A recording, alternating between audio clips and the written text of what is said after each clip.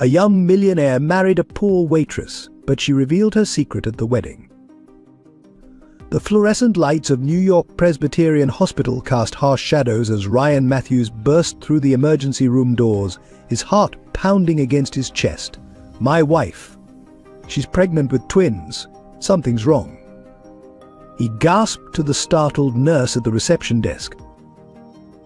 Behind him, paramedics rushed in with Mia on a stretcher, her face pale as marble, dark hair matted with sweat.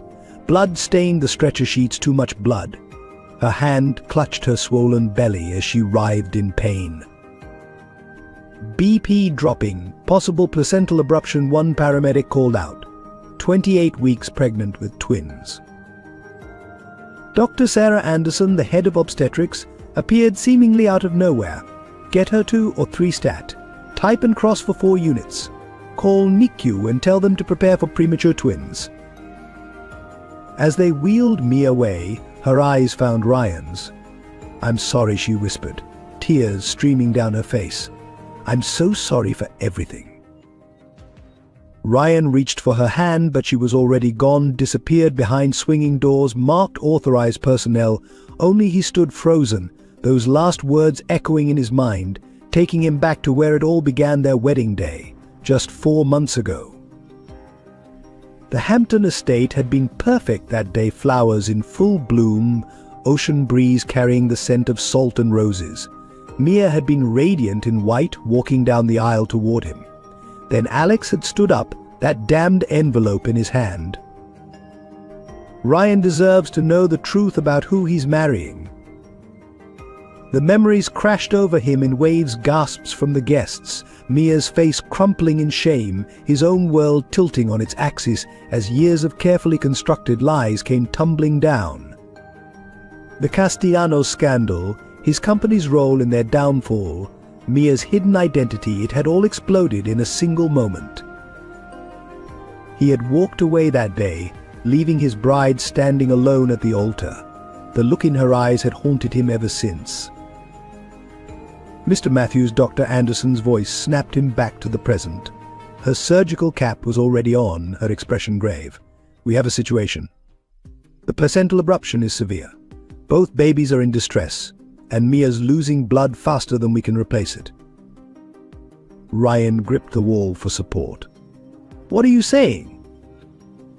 "We may have to choose. The strain of carrying twins has caused complications we couldn't have foreseen. If we tried to save all 3, she left the sentence hanging. "No," Ryan choked out. "There has to be another way. We need your decision. As next of kin." "Save them," a voice rang out across the waiting room. Ryan turned to see Edward Castellanos, Mia's father, striding toward them. The once powerful tech mogul looked aged beyond his years, but his eyes blazed with determination. "Save my daughter and my grandchildren. Spare no expense." Dad, Ryan hadn't even called him. How did he know? Edward placed a firm hand on Ryan's shoulder. "I've already lost everything else. I won't lose her too. Whatever happened between our families, none of that matters now." Alarms blared from the operating room. Dr. Anderson's pager shrieked. "She's crashing. I have to go. Mr. Matthews, your decision." Ryan looked at Edward, then back at the doctor. 4 months of anger and betrayal melted away in the face of possibly losing everything. The memory of Mia's smile, the sound of their baby's heartbeats at the last ultrasound, the truth he'd finally learned too late. "Save them," he said firmly. "Save all of them. I don't care what it takes." As Dr. Anderson rushed away, Ryan sank into a waiting room chair, head in his hands. Edward sat beside him in silence.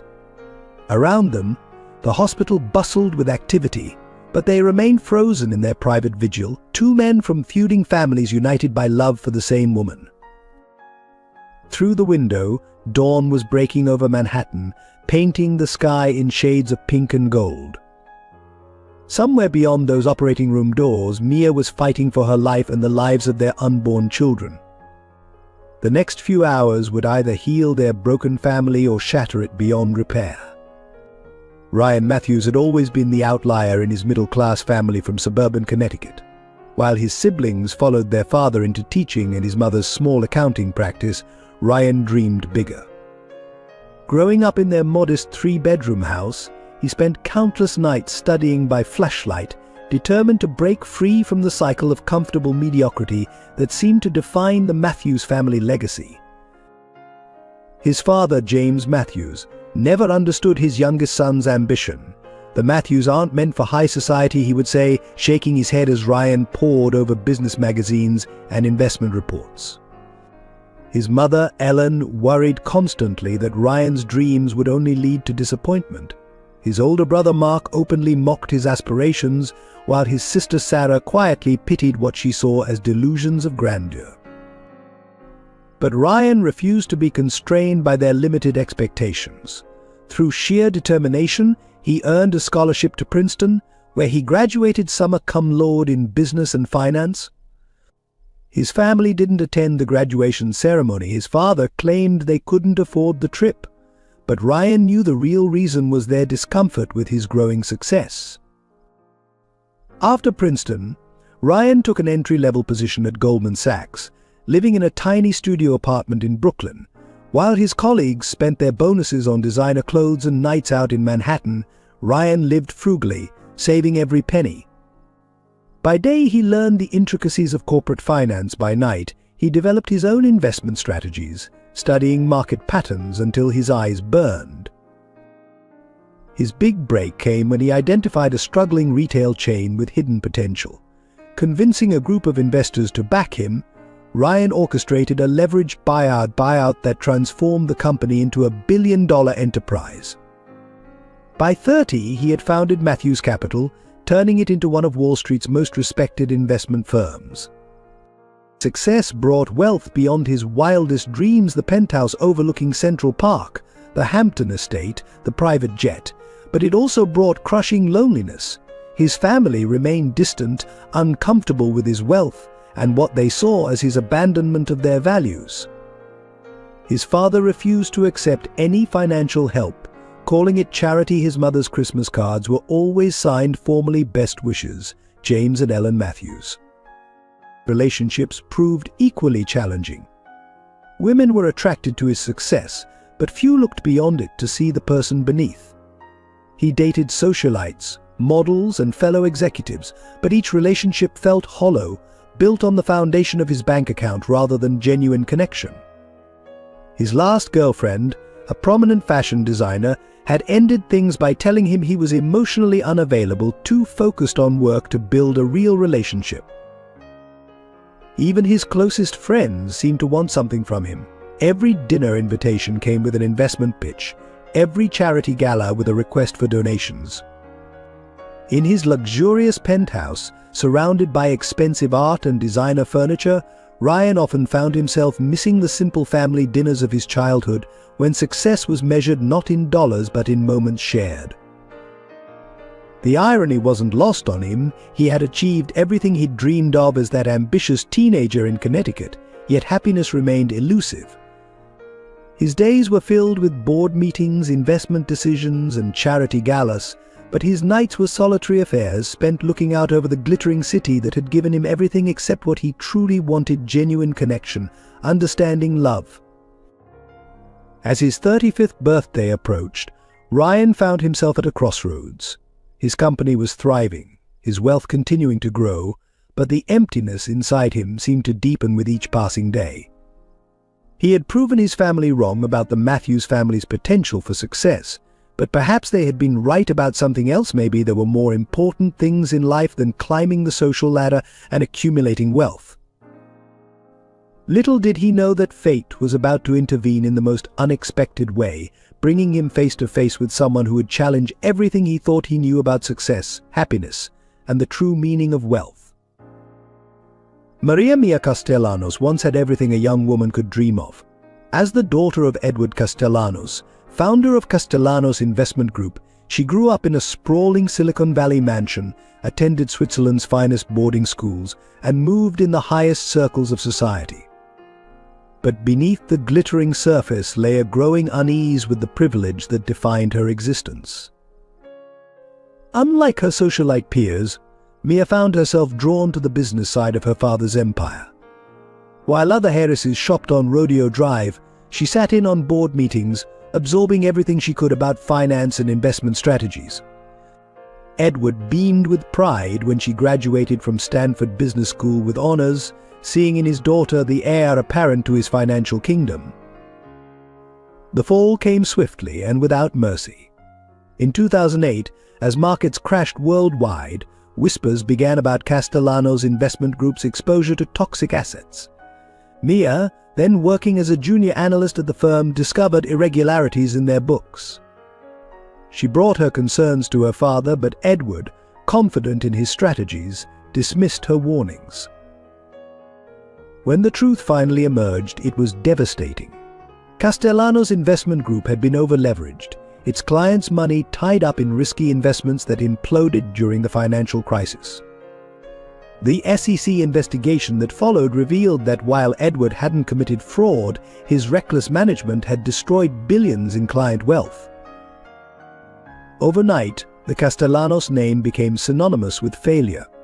Their assets were frozen, the mansion seized, and their social circle evaporated. Mia watched helplessly as her mother, Catherine, suffered a nervous breakdown, unable to cope with their fall from grace. The final blow came when her younger sister, Emma, attempted suicide, unable to face her classmates' cruel taunts. Determined to protect what remained of her family, Mia made a decision that broke her heart. She would disappear, change her name, and build a new life far from the ruins of their former glory. With only a few $1,000s saved from her analyst days, she moved to New York City, became Mia Ramirez, and took a job waiting tables at an upscale restaurant in Manhattan.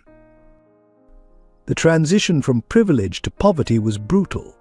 Her first apartment was a tiny studio in Queens, shared with 2 other waitresses. She learned to navigate the subway system, to budget for groceries, to appreciate the simple luxury of a hot shower.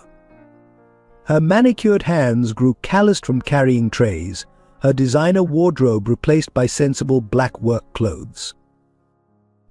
But amid the hardship, Mia found something unexpected: authenticity. For the first time in her life, people knew her for who she was, not for her family name.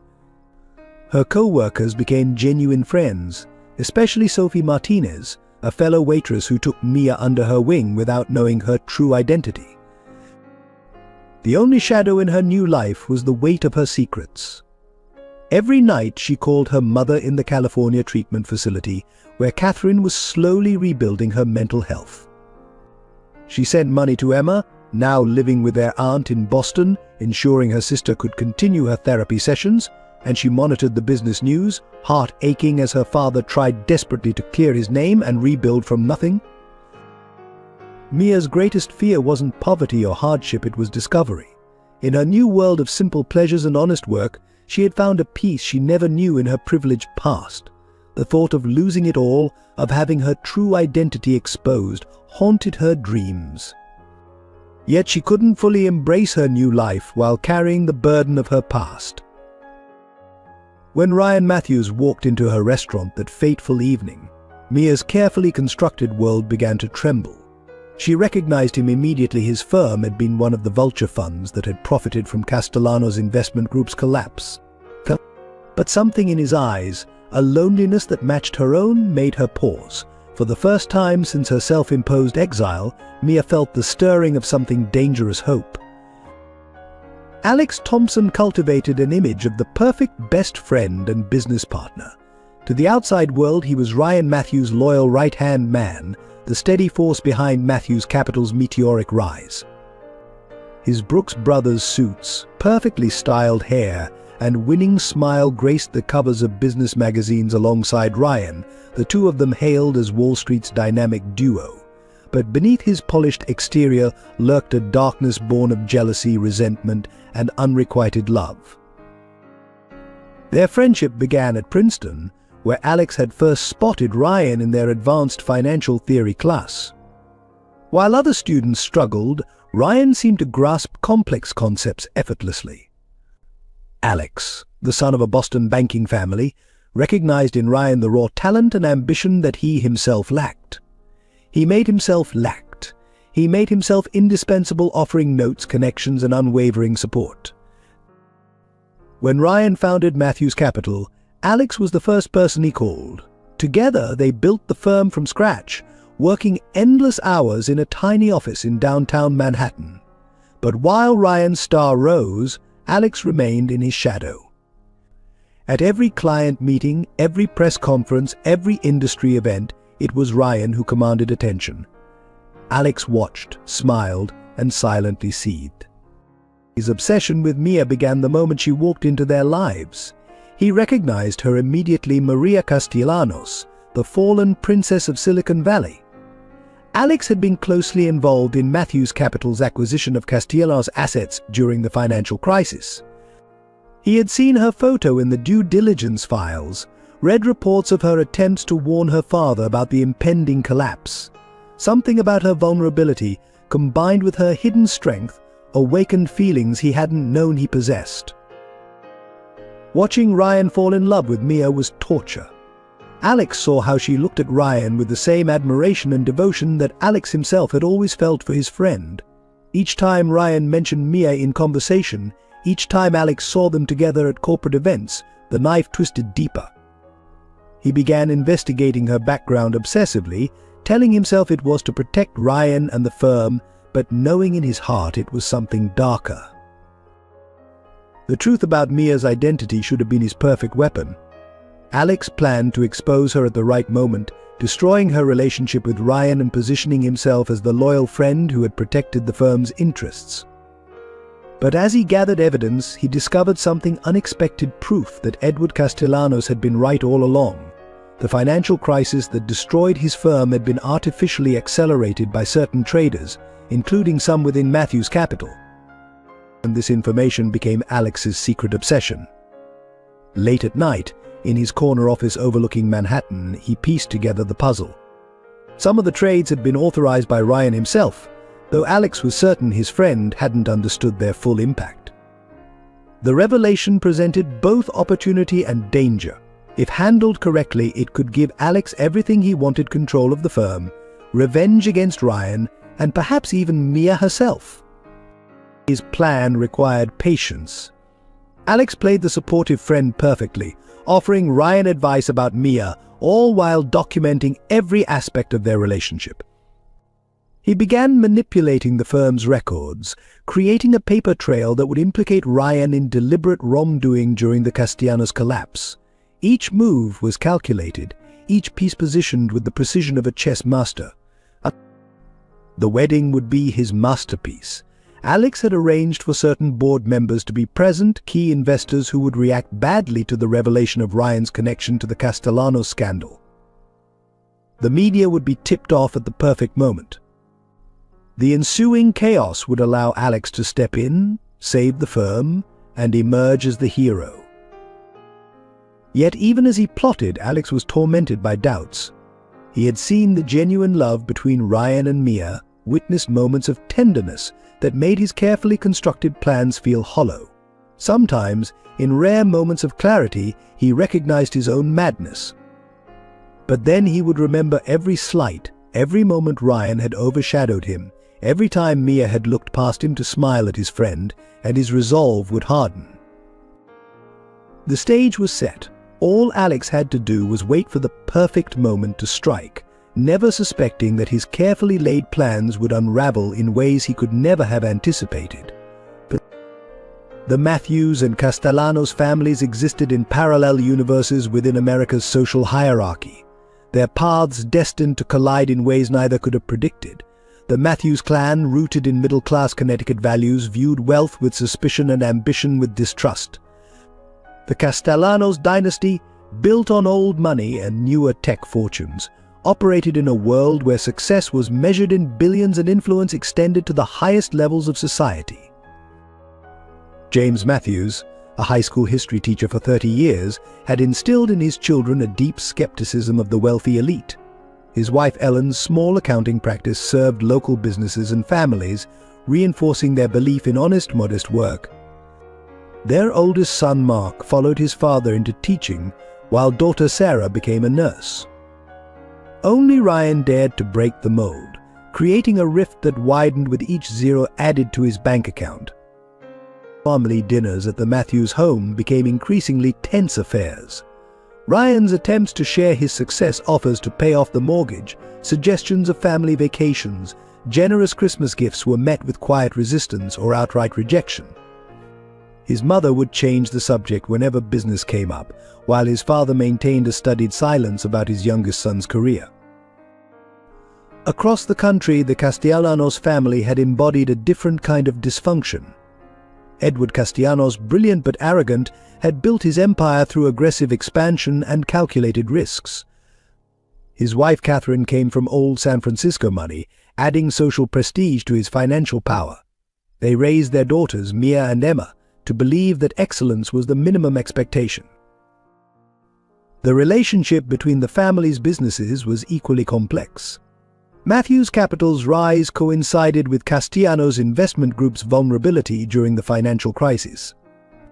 While Ryan saw the acquisition of Castellanos' assets as smart business strategy, Edward viewed it as a personal attack. The media painted it as a classic Wall Street drama, the young upstart taking down the established player.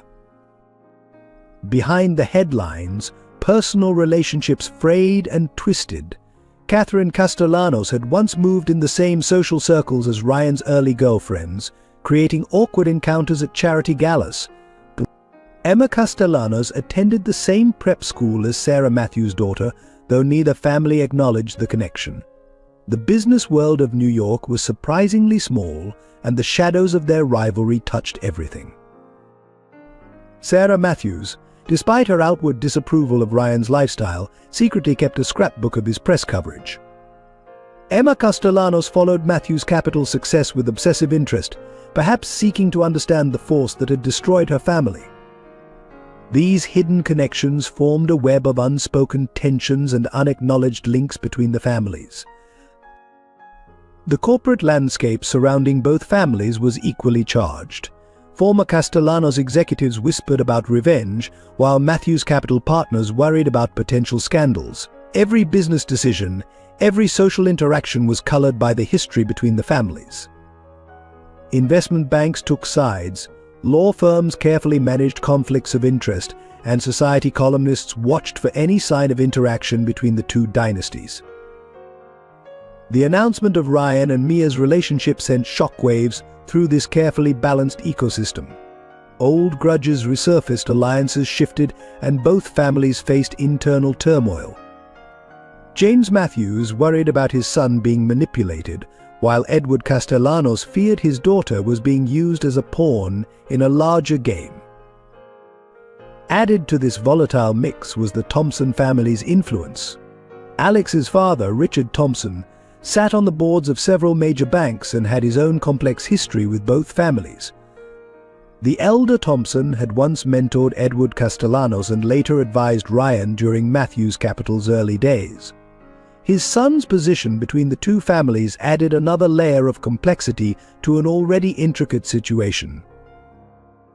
The imminent marriage of Ryan and Mia threatened to either heal these ancient wounds or tear them open even wider.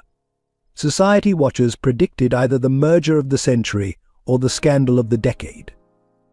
No one suspected that the truth would be far more complicated, or that the real threat to both families' happiness lurked not in their past rivalries, but in the present, in the form of a trusted friend harboring secret desires and deadly ambitions.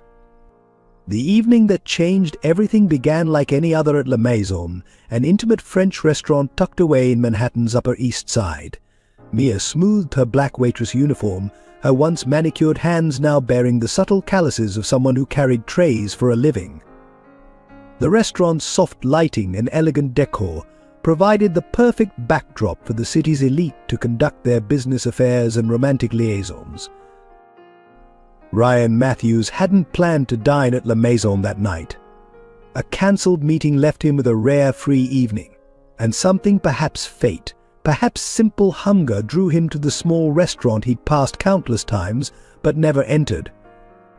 As he stepped through the door, the maitre d' recognized him immediately, whisking him to the best table by the window. Mia's heart nearly stopped when she saw him. Ryan Matthews, the man whose firm had acquired the remains of her family's company. She had studied his career obsessively during those dark days, watching as Matthews' capital rose to prominence partly on the ruins of Castellano's investment group. She took a deep breath, reminding herself that she was no longer Maria Castellanos, but simply Mia Ramirez, an ordinary waitress. "Good evening, sir. Welcome to La Maison." Her voice was steady, professional, betraying none of the turmoil beneath. "May I suggest starting with our house champagne?" Ryan looked up, and their eyes met. Later he would tell friends that something shifted in that moment, like the world tilting slightly on its axis. There was an intelligence in her eyes that caught him off guard, a quiet dignity that seemed at odds with her role. Actually, he found himself saying, "I'd love your personal recommendation. What would you choose?" The question surprised her. Most patrons of her status barely acknowledged her existence beyond placing their orders. "Well," she ventured, "if you're interested in something unique, we have a remarkable Chateau Neuf du Pape. It's not on the menu, but our sommelier has been saving it for someone who would truly appreciate it." Ryan was intrigued, not just by the suggestion, but by the way she pronounced the French name perfectly, how she spoke about wine with genuine knowledge rather than rehearsed phrases. "You seem to know your wines well," he observed. A shadow flickered across her face. "I've had opportunities to learn," she said carefully. "The chef has also prepared an excellent coquille vin tonight that would pair beautifully with it." Throughout the meal, Ryan found himself engaging Mia in conversation whenever she approached his table. She spoke about food, wine, and art with surprising sophistication. He noticed how other staff members deferred to her subtle authority, how she anticipated guests' needs before they arose. There was a story here, he sensed, something deeper than appearances suggested. For Mia, each interaction was a delicate dance. She needed to maintain her cover while fighting the unexpected attraction she felt toward this man. His genuine interest in her opinions, the way he listened intently to her suggestions, the respect with which he treated all the staff, it contradicted everything she had assumed about him from afar. As the evening drew to a close, Ryan lingered over his coffee. The restaurant had nearly emptied, and Mia was finishing her closing duties. Finally, gathering his courage, he waited until she passed his table one last time.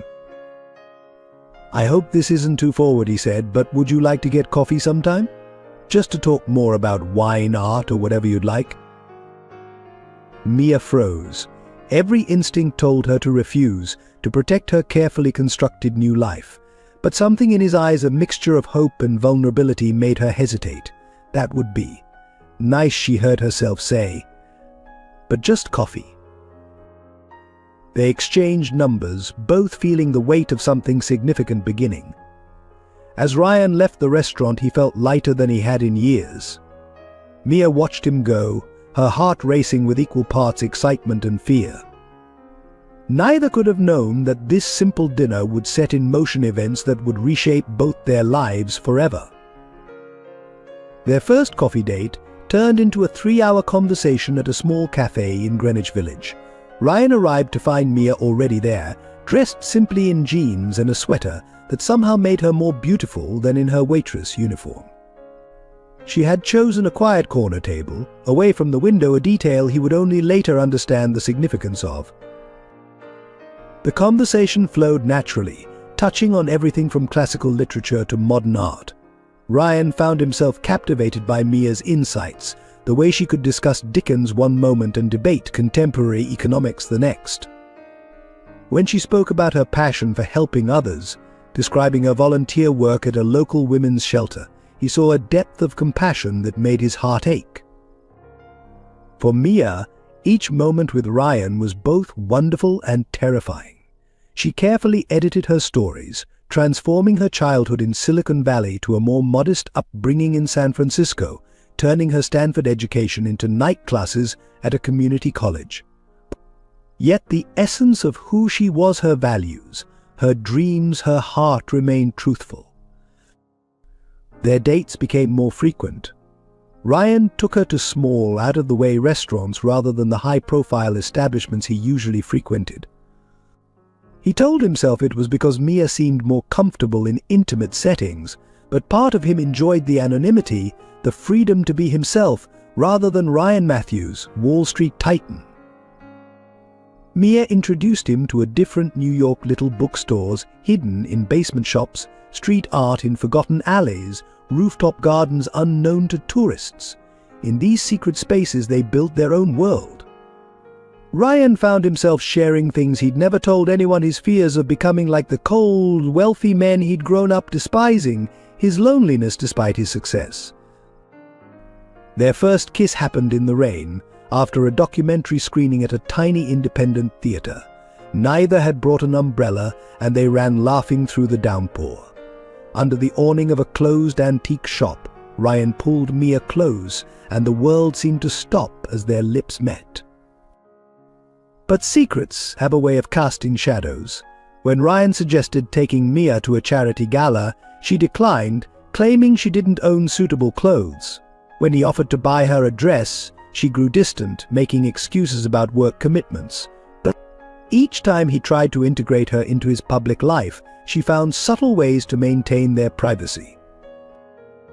Sophie, Mia's fellow waitress and closest friend, watched their relationship grow with increasing concern. "You're playing with fire," she warned one night as they closed the restaurant. "The longer you wait to tell him the truth, the worse it will be." Mia knew Sophie was right, but every time she tried to confess, something held her back. She would see Ryan's face light up when he talked about their future, feel the gentle way he held her hand, and the fear of losing it all would overwhelm her. Ryan, too, sensed there was something Mia wasn't telling him. He noticed how she tensed when certain names were mentioned, how she avoided being photographed, how she sometimes got lost in thought with a sadness he couldn't quite understand. But her love felt so real, so pure, that he pushed his questions aside. Their relationship deepened despite the unspoken truths between them. Ryan found himself dreaming of a future with Mia, imagining a life filled with the genuine warmth and connection he'd always craved. Mia allowed herself to hope that perhaps her past didn't matter, that the love they shared could overcome any revelation. One evening, as they walked along the Hudson River at sunset, Ryan stopped and turned to Mia. "I love you," he said simply. "I know there are things you're not ready to tell me, and that's okay. I love who you are, here and now."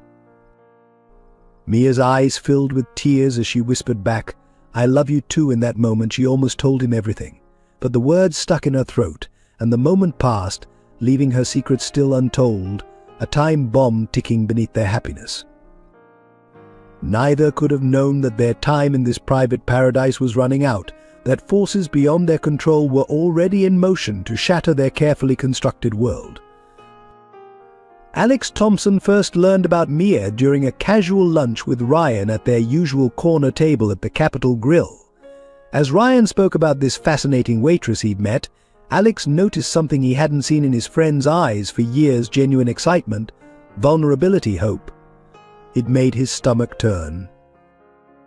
A waitress, Alex kept his tone carefully neutral, masking his immediate recognition of who she really was. "That's different for you. What did you say her name was again?" "Mia Ramirez," Ryan replied, missing the slight narrowing of Alex's eyes at the full surname. "There's just something about her, Alex. She's different from anyone I've ever met." That evening, Alex stayed late in his office, pulling up old files from the Castellanos Investment Group acquisition. There she was, Maria Castellanos, the fallen princess of Silicon Valley, now serving drinks to the very people who had destroyed her family's empire. The irony would have been amusing if it hadn't threatened everything Alex had worked for. He began his manipulation subtly. During board meetings, he would casually mention the importance of public image, reminding everyone how quickly scandals could derail even the most successful companies. "Remember the Castellanos disaster," he would say, watching Ryan from the corner of his eye. "One wrong association can destroy decades of reputation." At social events, Alex made sure to steer important clients away from any venue where Mia worked.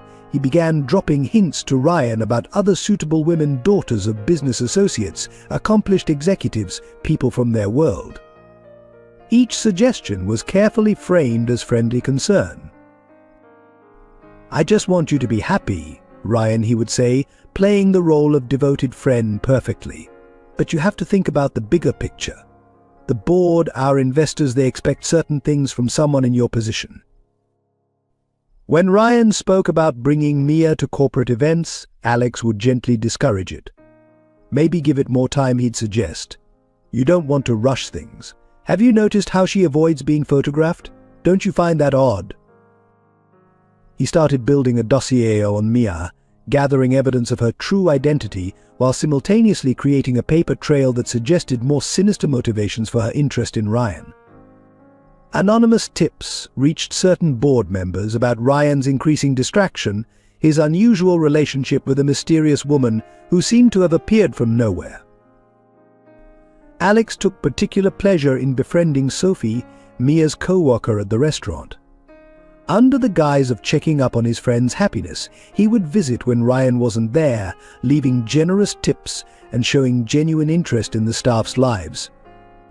Through these conversations, he gleaned precious details about Mia's routine, her fears, her vulnerabilities.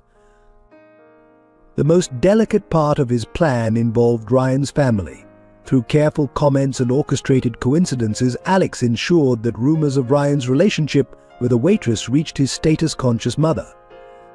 He knew Ellen Matthews' disapproval would add another layer of pressure to the already precarious situation. But Alex's masterstroke was his manipulation of the business itself. He began subtly undermining Ryan's decision-making, creating small problems that required increasing attention, ensuring that Ryan had less and less time for Mia. Each crisis was carefully manufactured to seem natural, each solution requiring Ryan to choose between his personal life and the company's welfare. Throughout it all, Alex maintained his facade of supportive friendship. He was there with understanding words when Ryan missed dates due to urgent meetings, ready with practical advice when Ryan expressed doubts about the relationship's future.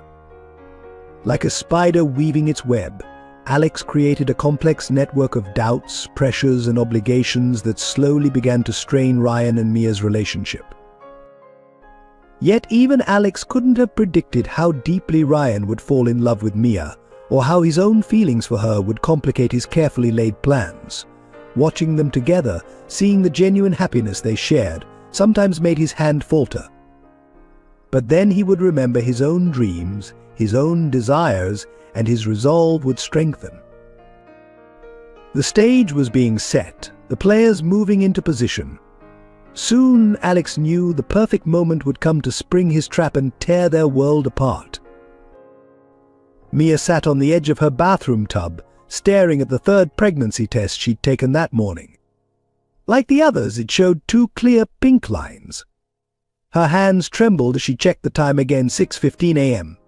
Outside her small apartment window, New York was just beginning to wake up. She had suspected for a few weeks, but between the mounting pressure at work and her growing anxiety about her relationship with Ryan, she'd attributed her symptoms to stress. Now, faced with undeniable evidence, a mix of terror and inexplicable joy washed over her. Sophie arrived within 20 minutes of receiving Mia's desperate text. Finding her friend curled up on the bathroom floor, she immediately understood. "Oh, honey," she whispered, pulling Mia into a tight embrace. "Have you told him yet?" "How can I?" Mia's voice cracked. "I haven't even told him who I really am. And now this? He'll think I planned it, that I'm trying to trap him." The irony of a former heiress being suspected of gold digging wasn't lost on her. But life had other plans. That evening, as Mia prepared for her shift at the restaurant, Ryan surprised her with an impromptu visit. He found her in the kitchen, looking pale and distracted. "Are you okay?" he asked, concern evident in his voice. "You've seemed off these past few days." Looking into his worried eyes, Mia felt her carefully constructed walls crumbling. "I'm pregnant," she blurted out, then immediately covered her mouth, shocked by her own directness. Ryan stood frozen for a moment, processing her words. Then, to Mia's absolute astonishment, a smile slowly spread across his face. "Pregnant," he repeated, his voice filled with wonder rather than accusation. "We're going to have a baby." His reaction broke something in Mia. She began to cry, overwhelmed by relief and a fresh wave of guilt. Ryan pulled her close, misinterpreting her tears as happiness mixed with hormones. "This is wonderful," he whispered into her hair. "You're wonderful. We're going to be parents." The next few days passed in a blur of doctor's appointments and quiet celebrations.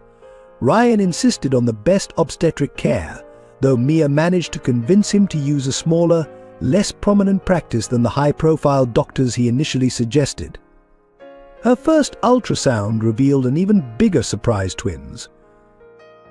2 heartbeats, the doctor announced, pointing to the screen. Both strong and healthy. Ryan gripped Mia's hand tighter, his eyes glistening with tears. Mia stared at the fuzzy images, her heart swelling with love for these tiny lives while simultaneously aching with the weight of her secrets. Ryan threw himself into preparation with characteristic intensity. He began researching the best pediatricians, reading every parenting book he could find, and making plans for a future that seemed to grow brighter by the day. He spoke of moving Mia into his penthouse, of nursery designs and private schools. Each gesture of love and excitement was like a knife in Mia's heart. She knew she needed to tell him the truth before someone else did, but the joy in his eyes made it impossible. How could she risk destroying this happiness? How could she bear to see his love turn to betrayal? Sophie watched it all with growing concern. "The pregnancy makes it more urgent, not less," she advised. "He needs to know everything before the babies come. You know that, right?" Mia did know. She also knew that her time was running out in more ways than one. Her growing belly would soon make it impossible to work at the restaurant, forcing changes she wasn't ready to face. The wealthy circles Ryan inhabited would eventually recognize her, especially as their relationship became more public. Yet in those early weeks of pregnancy, despite her fears and guilt, Mia allowed herself to dream. She imagined a future where the truth didn't matter, where love would be enough to bridge any divide. Ryan's happiness was infectious, his excitement about fatherhood touching something deep within her soul. But in quiet moments when Ryan was absorbed in his baby books or talking to her still flat stomach, Mia felt the shadow of her past looming ever closer. The clock was ticking, and she knew that soon she would have to choose between her secrets and her future.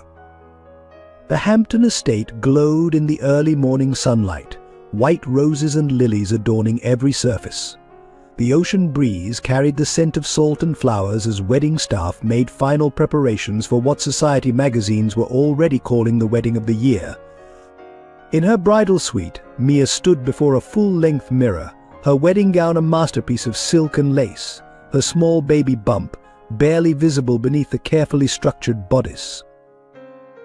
Sophie fussed with the train, fighting back tears.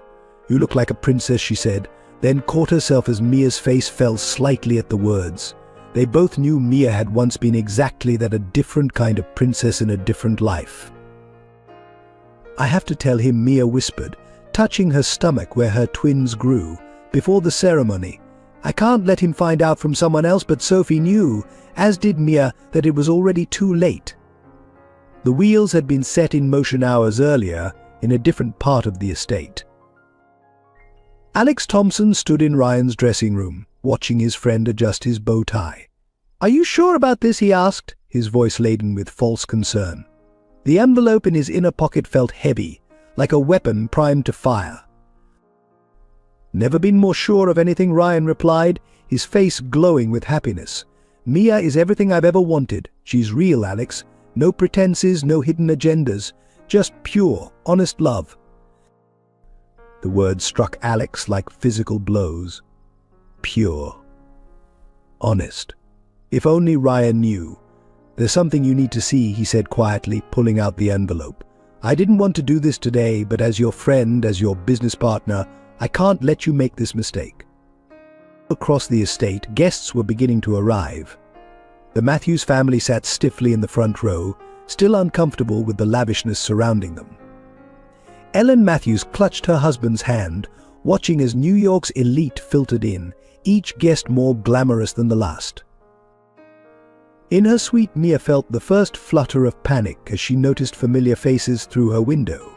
Former business associates of her father, society matrons who had once welcomed her family into their homes, all now potential harbingers of her downfall. Her hands trembled as she reached for her phone, desperate to reach Ryan before it was too late. But in his dressing room, Ryan was already staring at the documents Alex had provided. Photos of Maria Castellanos at society events years ago. Financial records showing the connection between Matthews Capital and the fall of Castellanos Investment Group. Newspaper clippings documenting her family's disgrace. But she's been lying to you, Ryan. Alex's voice came from far away. Everything about her is a lie. She's Edward Castellanos' daughter. The same Castellanos who accused you of destroying his company. This whole relationship, it has to be about revenge. The world seemed to tilt on its axis. Ryan's hands shook as he read report after report, each piece of evidence shattering his perception of the woman he loved. No, he whispered. There has to be an explanation. Think about it, Alex pressed. How did she just happen to be working at that restaurant? How did she just happen to catch your attention? Nothing about this has been accidental. The wedding march began to play, its joyful notes now seeming like a mockery. Guests turned in their seats as the doors opened, expecting to see a radiant bride. Instead, they saw Ryan striding down the aisle, his face a mask of fury and pain, Alex close behind him. Mia was just stepping out of her suite when Ryan appeared at the end of the hallway. One look at his face told her everything. Ryan, she began, her voice breaking. Please let me explain. Explain what his voice was ice. How you've been lying to me from the moment we met. How this whole relationship has been a carefully orchestrated revenge plot. Or should you explain how you're carrying my children as part of your scheme? The corridor fell silent, save for the distant sound of the ocean. Sophie stepped forward protectively, but Mia gently pushed her aside. It wasn't like that she pleaded. Yes, I lied about my name, about my past, but my love for you is real. The babies. The babies, Ryan cut her off, his voice cracking. Were they part of your plan too? A way to ensure your connection to Matthews Capital? To finally get your revenge for what happened to your family?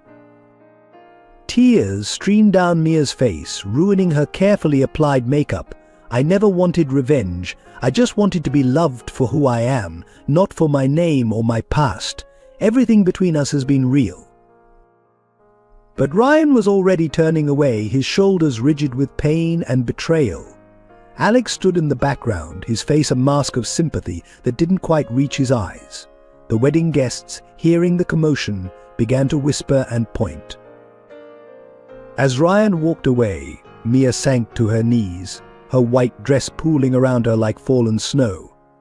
Sophie held her as she sobbed, while through the windows, photographers who had somehow gotten wind of the drama captured every moment of her humiliation. The Hampton estate, so recently decorated for joy, became the stage for tragedy. And somewhere in the distance, the ocean waves continued their eternal rhythm, indifferent to the hearts breaking on its shores. The headlines exploded across New York the next morning. Wall Street titan jilts Castellanos heiress at altar, screamed the Post. Revenge romance rocks financial world, declared the Daily News.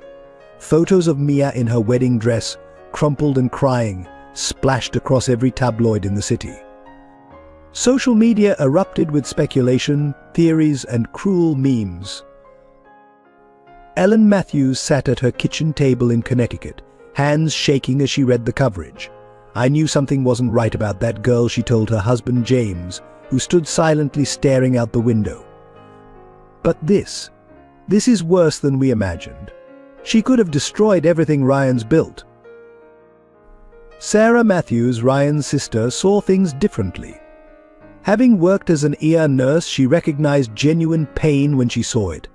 The photos of Mia's devastation struck a chord. "Have any of you actually asked Ryan what happened?" she demanded during a tense family dinner. "Or are we all just assuming the worst because of her last name?" Across the country, in a private rehabilitation facility in Northern California, Catherine Castellanos watched the news coverage with horror. Her hands trembled so badly that she dropped her teacup, porcelain shattering on the floor like her daughter's dreams. Her doctors worried about her relapse into depression. Emma Castellanos, away at college in Boston, faced her own nightmare as classmates whispered and pointed. She stopped attending classes, unable to bear the pitying looks and malicious gossip. Her phone buzzed constantly with messages from so-called friends seeking insider information about her sister's scheme. Edward Castellanos, living in a modest apartment in San Francisco, faced reporters camping outside his building. "My daughter is not a gold digger," he told them firmly, his voice carrying the weight of lost dignity. "She has more integrity in her little finger than all of Wall Street combined," but the media twisted his words, painting him as a bitter old man seeking vindication through his daughter.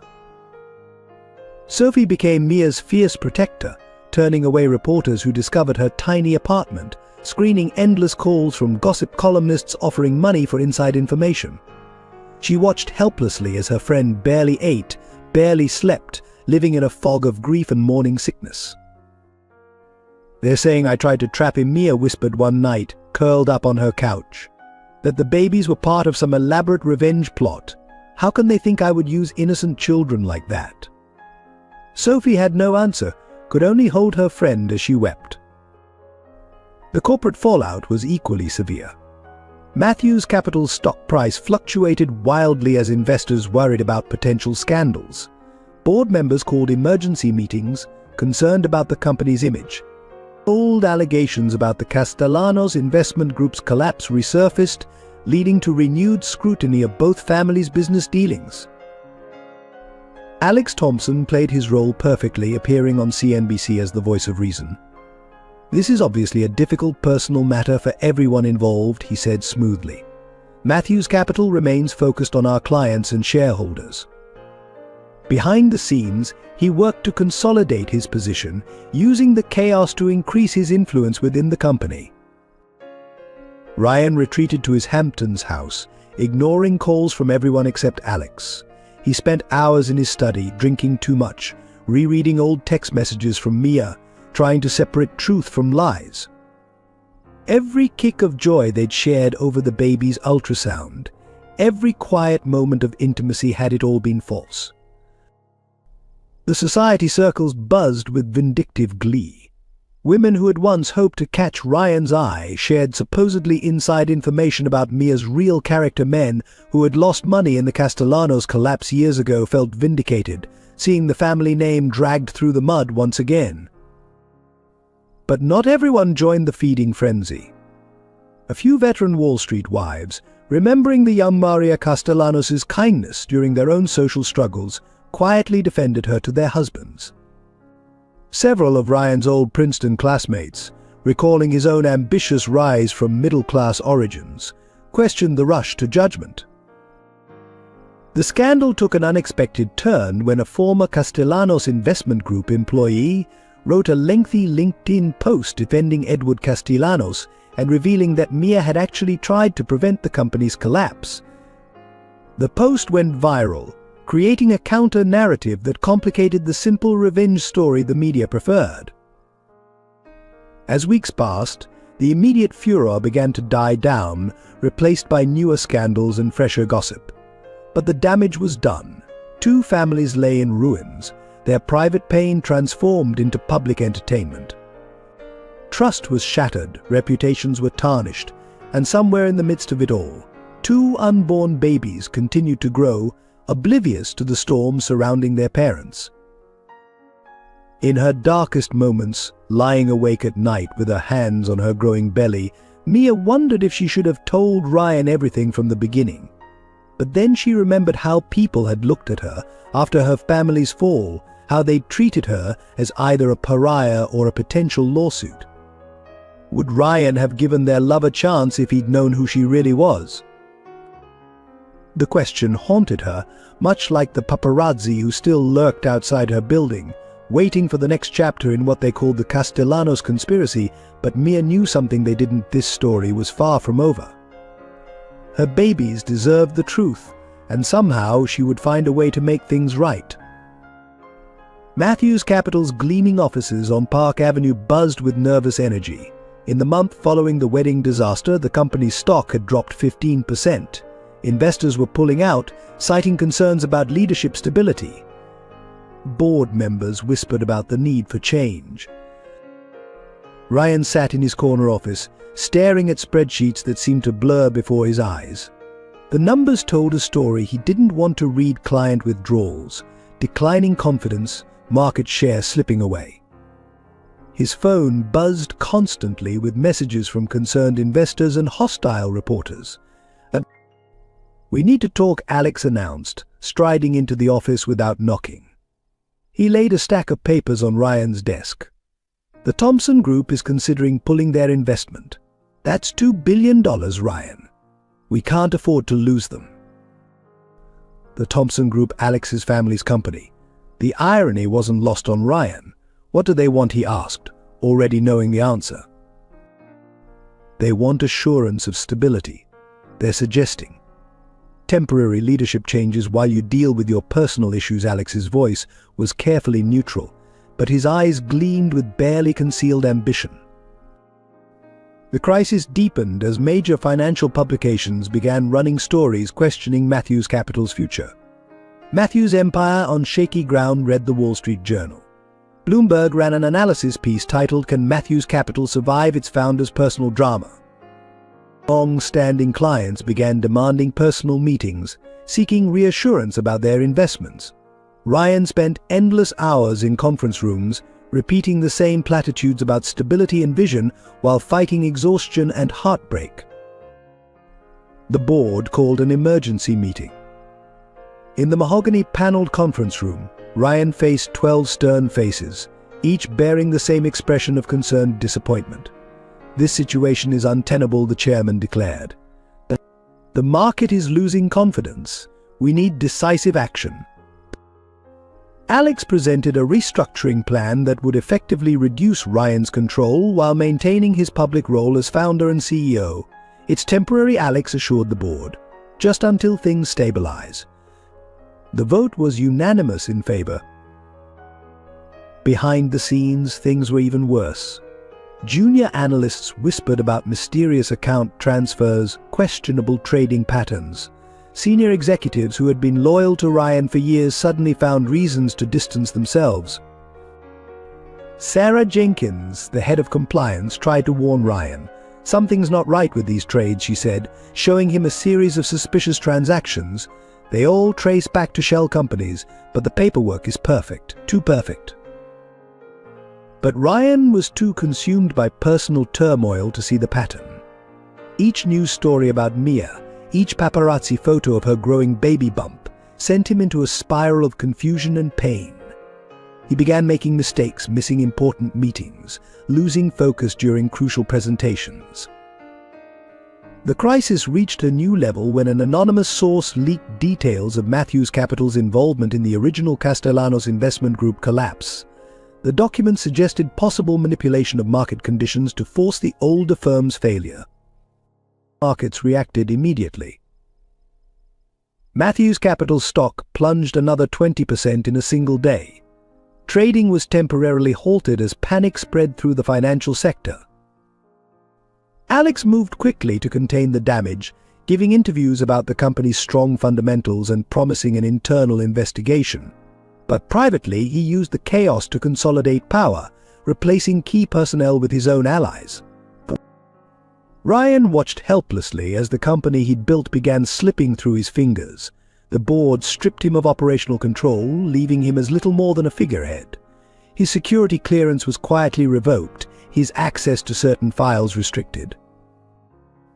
In a cruel twist, some of the same traders who had helped bring down Castellanos' investment group now circled Matthews Capital, sensing weakness.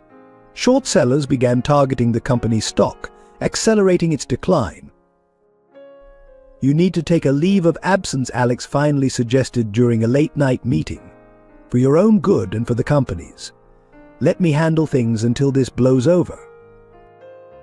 Ryan stared out his office window at the Manhattan skyline, remembering another night years ago when he'd stood in this same spot, dreaming of building something lasting. Now it was all crumbling, and he couldn't shake the feeling that he was missing something crucial. The final blow came when the SEC announced an informal inquiry into Matthews Capital's trading practices. The announcement sent the stock into free fall. Ryan's personal wealth, mostly tied to company stock, dropped by hundreds of millions in a matter of hours. In the midst of the chaos, a junior analyst tried to bring Ryan documentation of irregular trading patterns dating back months before the wedding scandal, but Alex intercepted the report, burying it in bureaucratic red tape. As Ryan signed the paperwork for his temporary leave of absence, he failed to notice Alex's small smile of triumph. The company Ryan had built from nothing was now in the hands of a man he thought was his best friend, while its true enemies operated in shadows he couldn't see. Mia's tiny apartment had become her fortress and her prison. At 4 months pregnant, her growing belly made it impossible to continue working at the restaurant. Her savings were dwindling, and job applications were met with polite rejections or uncomfortable silences when employers recognized her name from the headlines. Every attempt to contact Ryan was blocked. His phone number was changed, her emails went unanswered, and his building security had strict instructions not to let her near his penthouse. The only news she had of him came from tabloid headlines and business sections that documented his professional downfall. Sophie watched her friend's isolation with growing concern. Mia barely ate, spending long hours staring out her window at the city below. The only time she showed any animation was during her prenatal checkups, where she learned the twins were boys. "They're healthy," she told Sophie, touching her belly gently. "That's all that matters now." Ryan's rejection manifested in more tangible ways. Legal papers arrived, demanding paternity tests and suggesting terms for financial support that read more like a business contract than an arrangement for their children. The lawyer's cold language made it clear Ryan wanted nothing to do with Mia beyond his legal obligations. The isolation deepened when Mia's former social circle began taking sides. Women who had once been her closest friends now crossed the street to avoid her. Her phone stopped ringing. Even her favorite coffee shop, where she'd spent countless mornings, suddenly became uncomfortable as other customers whispered and pointed. Her family's attempts to help only made things worse. Edward Castellanos tried to defend her in the press, but his statements were twisted to support the narrative of a family revenge plot. Her mother's emotional state deteriorated so severely that her doctors recommended against any contact with Mia. Emma's desperate attempts to visit were thwarted by their mother's doctors, who feared the stress would trigger another breakdown. Ryan, meanwhile, buried his pain in isolation of a different kind. He retreated to his Hamptons house, ignoring his family's attempts to reach out. His father's awkward messages about learning from mistakes and his mother's hints about more suitable matches only pushed him further into solitude. The twins became an obsession for both of them, though in different ways. Mia attended every doctor's appointment religiously, talking to her sons, playing them classical music, determined they would know they were loved regardless of the circumstances. Ryan compulsively read every medical report his lawyers obtained, but couldn't bring himself to attend any appointments, afraid of facing Mia and the truth she represented. One rainy evening, Mia hit rock bottom. Her electricity was cut off due to unpaid bills, and she sat in darkness, eating cold soup straight from the can. Sophie found her like that, broke down crying, and insisted Mia move in with her. "You're not alone," Sophie declared. "These babies will have at least one family that loves them." The same night, Ryan sat in his dark study, drinking scotch and staring at the ultrasound pictures his lawyers had procured. 2 tiny profiles already showing distinct features. His sons. The thought both thrilled and terrified him. How could he love something born from such betrayal? But how could he not love his own children? The situation reached a breaking point when Mia experienced complications in her 5th month. The hospital tried to contact Ryan as next of kin, but his staff intercepted the messages. By the time he learned about it, days later, Mia had already been discharged, having faced the fear and pain alone. This incident sparked the first crack in Ryan's armor of rejection. He found himself driving past Mia's apartment late at night, watching the light in her window, wondering about the 3 lives inside.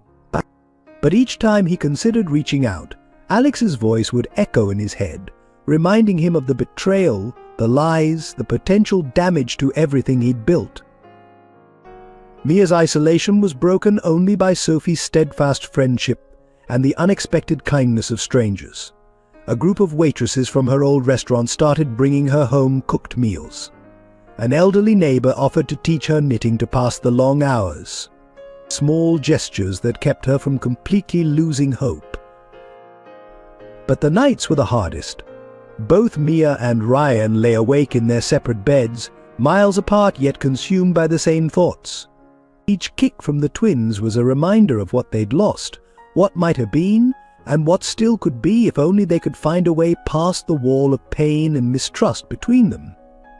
6 months pregnant, Mia sat at Sophie's kitchen table surrounded by old financial documents and newspaper clippings. Her laptop displayed multiple spreadsheets tracking suspicious transactions from the period of Castellanos Investment Group's collapse. Despite her exhaustion, despite the twins keeping her awake most nights with their constant movement, she kept digging. "You need to rest," Sophie urged, placing a cup of herbal tea beside her. "The doctors said your blood pressure is too high." But Mia couldn't rest. Not when she'd finally started seeing patterns in the data. Her financial training from Stanford, so long buried under her waitress persona, was proving invaluable. The collapse of her father's company hadn't been just bad luck or poor management, there had been manipulation behind the scenes. Living with Sophie had given Mia stability, but finances remained desperate. She'd started an online financial consulting business, working under a pseudonym, but clients were scarce. Most of her remaining savings went to medical bills, ensuring her high-risk pregnancy received proper care. Every morning she walked to the local library, using their computers to avoid being traced. She reached out to former Castellanos employees, piecing together fragments of information. Many were reluctant to talk, fear of Wall Street's power still strong after all these years. But some, remembering the young woman who had tried to warn them, shared what they knew. A breakthrough came from an unexpected source. Janet Chen, a former compliance officer at Castellanos, reached out through a secure email.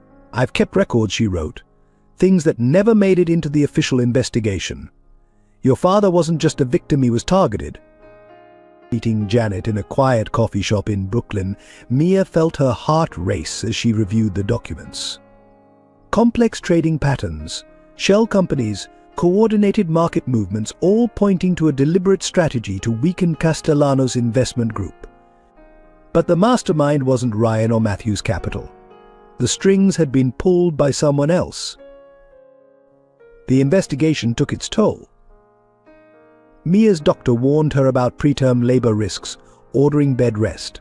She complied during the day, but at night she continued her research, one hand on her belly as her sons kicked, as if encouraging her to continue.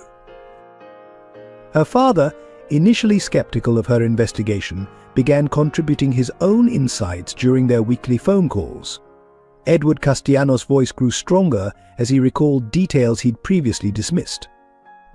There were meetings he remembered, private conversations I wasn't supposed to know about, people pushing for decisions that didn't make sense at the time.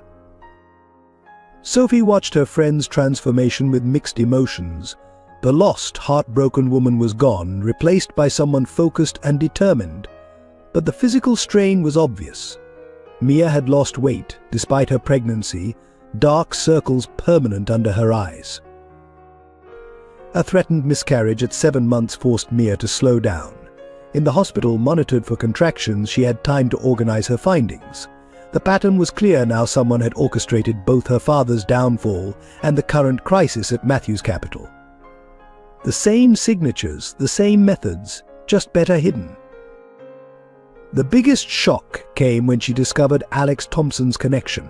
His family's investment firm had been heavily involved in both situations, always operating through layers of subsidiaries and partners.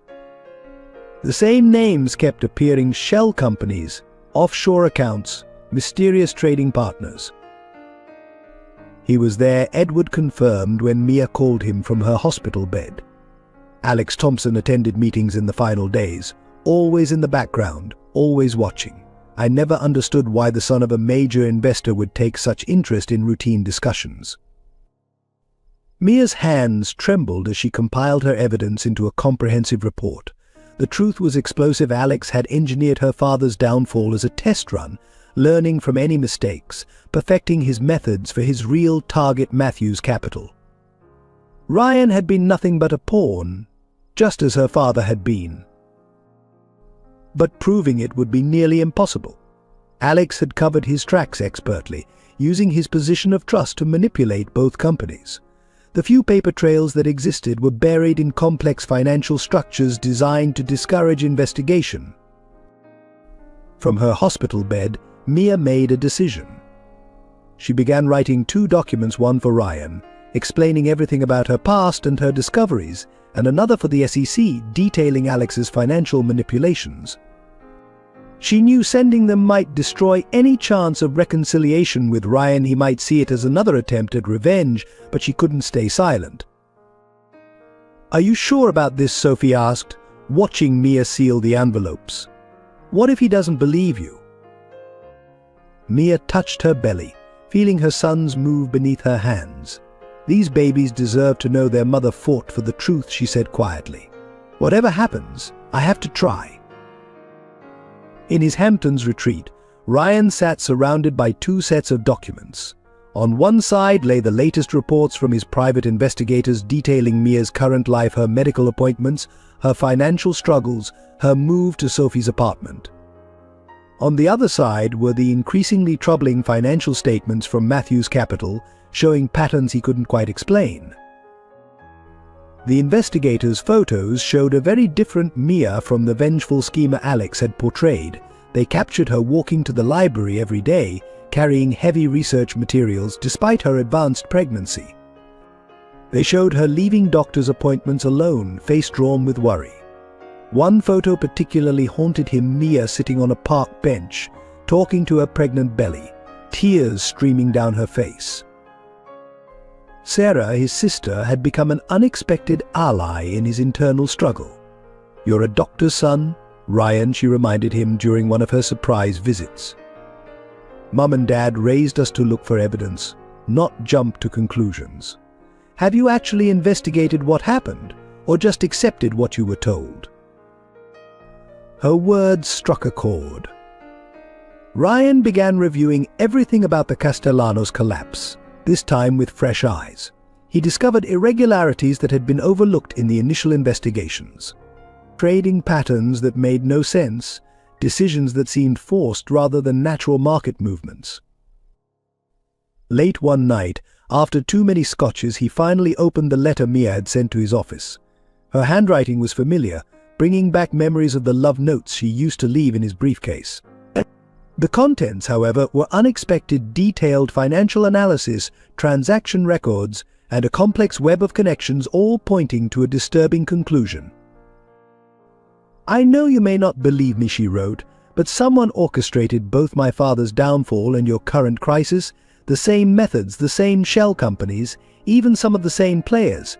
I'm not asking you to forgive me for my deception, but please investigate this for yourself." Despite his lingering anger and hurt, Ryan's business instincts told him something was wrong at Matthews Capital. The company's decline seemed too coordinated, the problems too perfectly timed. He began his own secret investigation, careful to avoid alerting Alex or the board. A breakthrough came from an unlikely source. His mother, Ellen, the practical accountant, had been reviewing some of the original Castellanos transaction records out of curiosity. "These numbers don't add up," she told him over lunch. Someone was moving money around before the collapse, setting up dominoes to fall. Ryan hired a team of forensic accountants, operating out of a small office in New Jersey to avoid detection. Their findings confirmed his worst fears. Both the Castellanos collapse and Matthews Capital's current crisis showed evidence of market manipulation, executed with increasing sophistication. The revelation about Alex hit him hardest. Evidence suggested his oldest friend had been playing a long game, using both companies as stepping stones for his own ambitions. Ryan remembered countless late-night strategy sessions, wondering now how many of Alex's suggestions had been carefully planned moves in a larger scheme. But proving any of this would be nearly impossible. Alex had covered his tracks expertly, using his intimate knowledge of both companies to hide his manipulations. Any move against him without concrete proof would look like paranoid desperation from a man who'd lost control of his company. Sarah found him one evening, passed out among scattered documents in his study. After helping him to bed, she studied the evidence herself, her medical training giving her a different perspective. Patterns, she mused. In medicine, we look for patterns. And this looks like a disease that's been deliberately spread. The final piece clicked when Ryan received an anonymous email containing trading records from the Thompson family's private investment firm. The patterns matched perfectly with both the Castellanos collapse and Matthews Capital's current troubles. Alex hadn't been working alone, he'd had his family's resources behind him the entire time. Torn between action and caution, Ryan struggled with his next move. The wrong step could destroy what remained of his company, but doing nothing meant watching Alex complete his takeover, using the same methods that had destroyed Mia's family.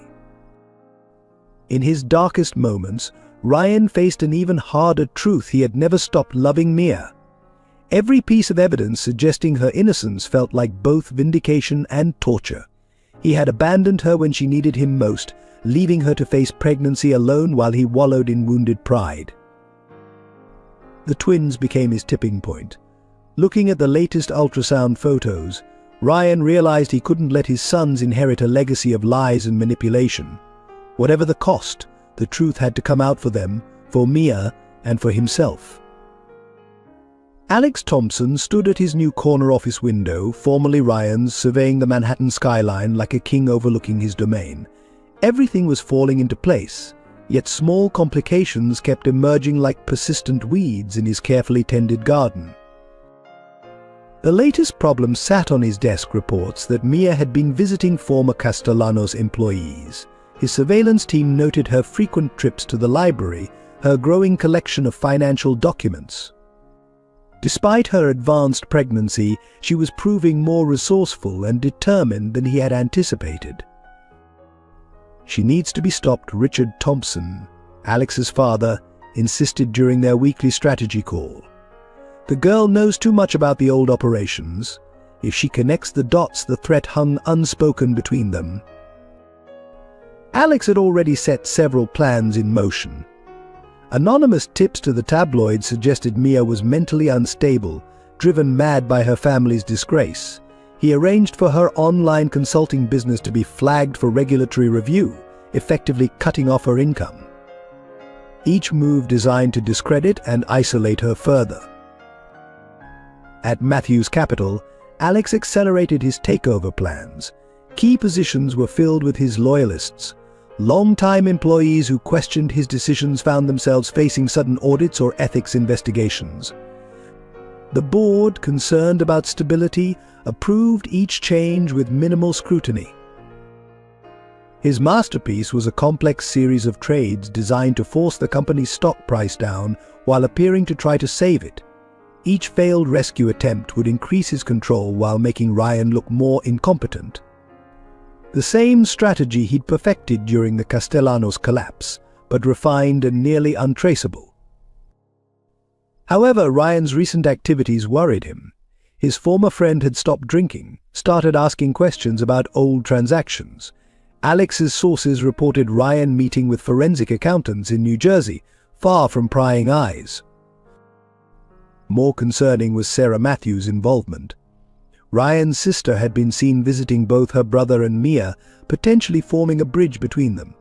Alex knew from experience that Sarah's analytical mind made her dangerous.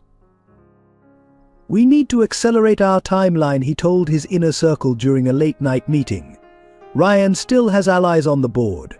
If he finds proof before we're ready, he let the implications sink in." The new plan was audacious. Alex would engineer a liquidity crisis, forcing Matthews Capital to seek emergency funding. The Thompson family's investment firm would offer salvation in exchange for complete control.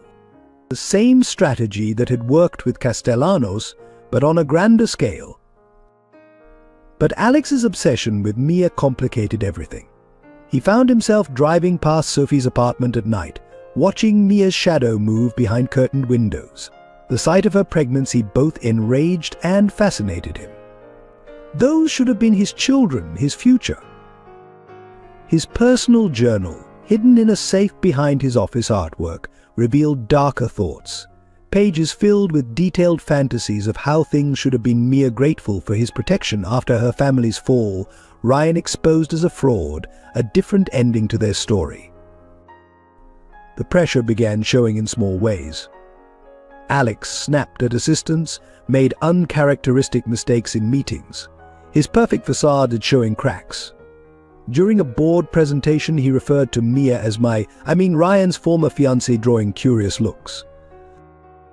His father noticed the changes. "You're too emotionally involved," Richard warned. "This is business, nothing more. Don't let some woman cloud your judgment like she did with the Castellano situation."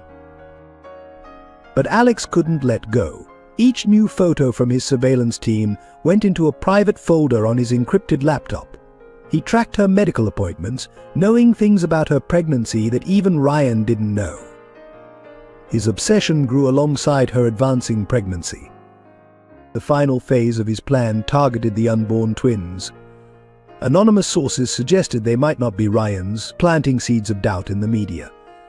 Alex knew the truth, but the whispers served his purpose, further isolating Mia while devastating Ryan. Yet even as he orchestrated their destruction, Alex kept 2 tickets to Singapore in his safe, one for himself, one for Mia. A fantasy escape plan, a dream of taking her away from everything, making her see him as her savior rather than her destroyer.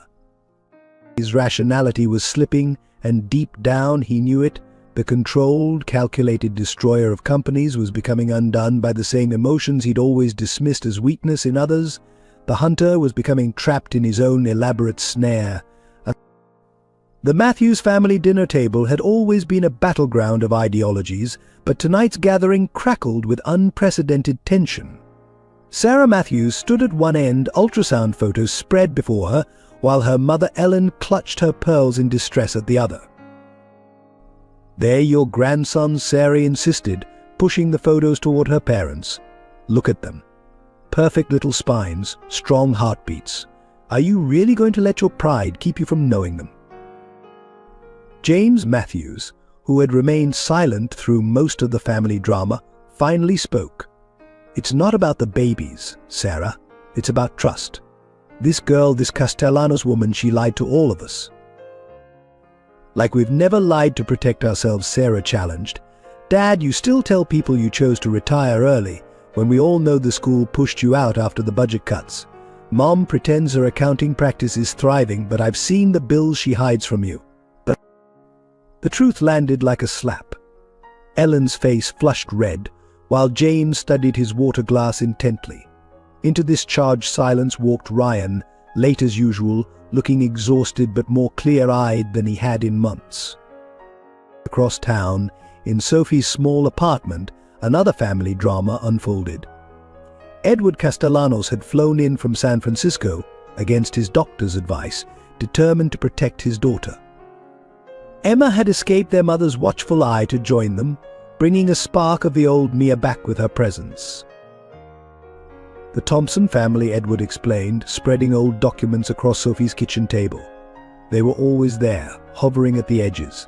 Richard Thompson claimed to be my friend, but Alex watched everything, learned everything. Mia, one hand resting on her prominent belly, connected the dots her father was laying out. They used us as a test run, she realized. Everything they're doing to Matthew's capital, they perfected with us. The alliance between Sarah Matthews and Mia formed naturally, born of shared concern and professional respect. Sarah's medical knowledge proved invaluable in managing Mia's difficult pregnancy, while Mia's financial expertise helped Sarah understand the complexity of the corporate warfare. "Your brother isn't the enemy," Mia told Sarah during one of her checkups. "He's a victim, just like my father was." We all other two women began meeting regularly, sharing information and forming plans. Ellen Matthews' transformation came unexpectedly. Reviewing old Castellanos records out of professional curiosity, her accountant's mind spotted patterns that her prejudices had previously hidden. This wasn't failure, she told Ryan quietly one evening. This was assassination. The unlikely alliance grew stronger when Emma discovered old emails on their mother's computer, showing correspondence between Richard Thompson and various board members during Castellanos Investment Group's final days. She forwarded them to Sarah, who shared them with Ryan. James Matthews, the former history teacher, contributed his own expertise. Years of teaching about power structures and political manipulation gave him insight into the Thompson family's methods. They're following a classic pattern, he explained to the growing group of allies. Divide, isolate, then conquer. But the most surprising support came from Catherine Castellanos. From her treatment facility, she began writing detailed letters about the social dynamics she'd observed during her years as a Wall Street wife. Her sharp observations, unhampered by social niceties, proved invaluable. Sophie became the group's unofficial headquarters, her apartment transforming into a command center. Her background in investigative journalism, previously focused on restaurant reviews, found new purpose in untangling the web of corporate deceit. The pregnancy, advancing into its final months, added urgency to their efforts. The twins, active and healthy despite the stress surrounding them, became a symbol of hope and redemption for both families. Yet Alex still had powerful allies. Richard Thompson's influence ran deep in New York's financial circles. Board members, regulators, and media figures all owed favors to the Thompson family. Each small victory by the Matthews-Castellanos alliance was met with swift, calculated retaliation. The turning point came when Ellen Matthews finally met Mia face to face. Seeing the young woman's genuine love for her sons, her determination to uncover the truth despite personal cost, melted Ellen's remaining resistance. "We've been wrong," she admitted to her husband that night, "so terribly wrong." As the families united, their combined resources and knowledge began to pose a real threat to Alex's plans. But with his mental state deteriorating and his obsession with Mia growing, he became more dangerous than ever. The race was on to expose the truth before he could complete his takeover, or worse, act on his increasingly unstable impulses. The first signs of trouble came during a routine checkup in Mia's 8th month. Sarah Matthews, who had insisted on being present for all medical appointments, noticed the concerning numbers on the monitor before even the attending physician did. "Her blood pressure's too high," Sarah said, gripping Mia's hand, "and the twins' heart rates are irregular." The doctor ordered immediate bed rest, but everyone in the room could sense this was just the beginning of their troubles. Sophie converted her living room into a makeshift hospital room with monitoring equipment beeping constantly. Mia lay there, growing paler by the day, while both families took turns maintaining a constant vigil. Ellen Matthews surprised everyone by being particularly attentive, her practical nature finding purpose in managing Mia's care schedule. "The stress is killing her," Sarah confided to Ryan during one of their increasingly frequent phone calls. "The babies are strong, but Mia, she's putting everything into keeping them safe. Her body can't take much more." The crisis escalated one rainy night when Mia woke up gasping for air, her face and hands swollen. Preeclampsia, Sarah diagnosed immediately, already dialing 911. "We need to get her to the hospital now." The emergency room at New York Presbyterian became a battlefield of a different kind. Doctors rushed to stabilize Mia's condition while both families waited anxiously. Ryan paced the corridor, torn between staying away as he had for months and his desperate need to be there. "Go to her," James Matthews finally said, pushing his son toward the door. Pride isn't worth 3 lives inside the room. Mia lay surrounded by machines, looking smaller and more vulnerable than Ryan had ever seen her. The medical team's prognosis was grim. "The twins are putting tremendous strain on her system," the specialist explained. "Traditional treatments aren't working as well as we'd hope. We may need to consider early delivery to save all 3 of them." But at only 32 weeks, the risks to the twins were significant. Each day they could stay inside was crucial for their development, yet each day also pushed Mia's body closer to its breaking point. Edward Castellanos, who had been maintaining a stoic facade, finally broke down. "I can't lose her too," he sobbed to Ryan in the hospital corridor. "After everything, her mother's breakdown, our family's disgrace, Mia was the one who held us together. She's stronger than all of us." The twins, as if sensing their mother's distress, became increasingly active. Monitors showed their movements, their little hearts fighting alongside Mia's. The doctors spoke in hushed tones about difficult choices that might need to be made. Sophie established a rotation schedule for the vigil, ensuring Mia was never alone.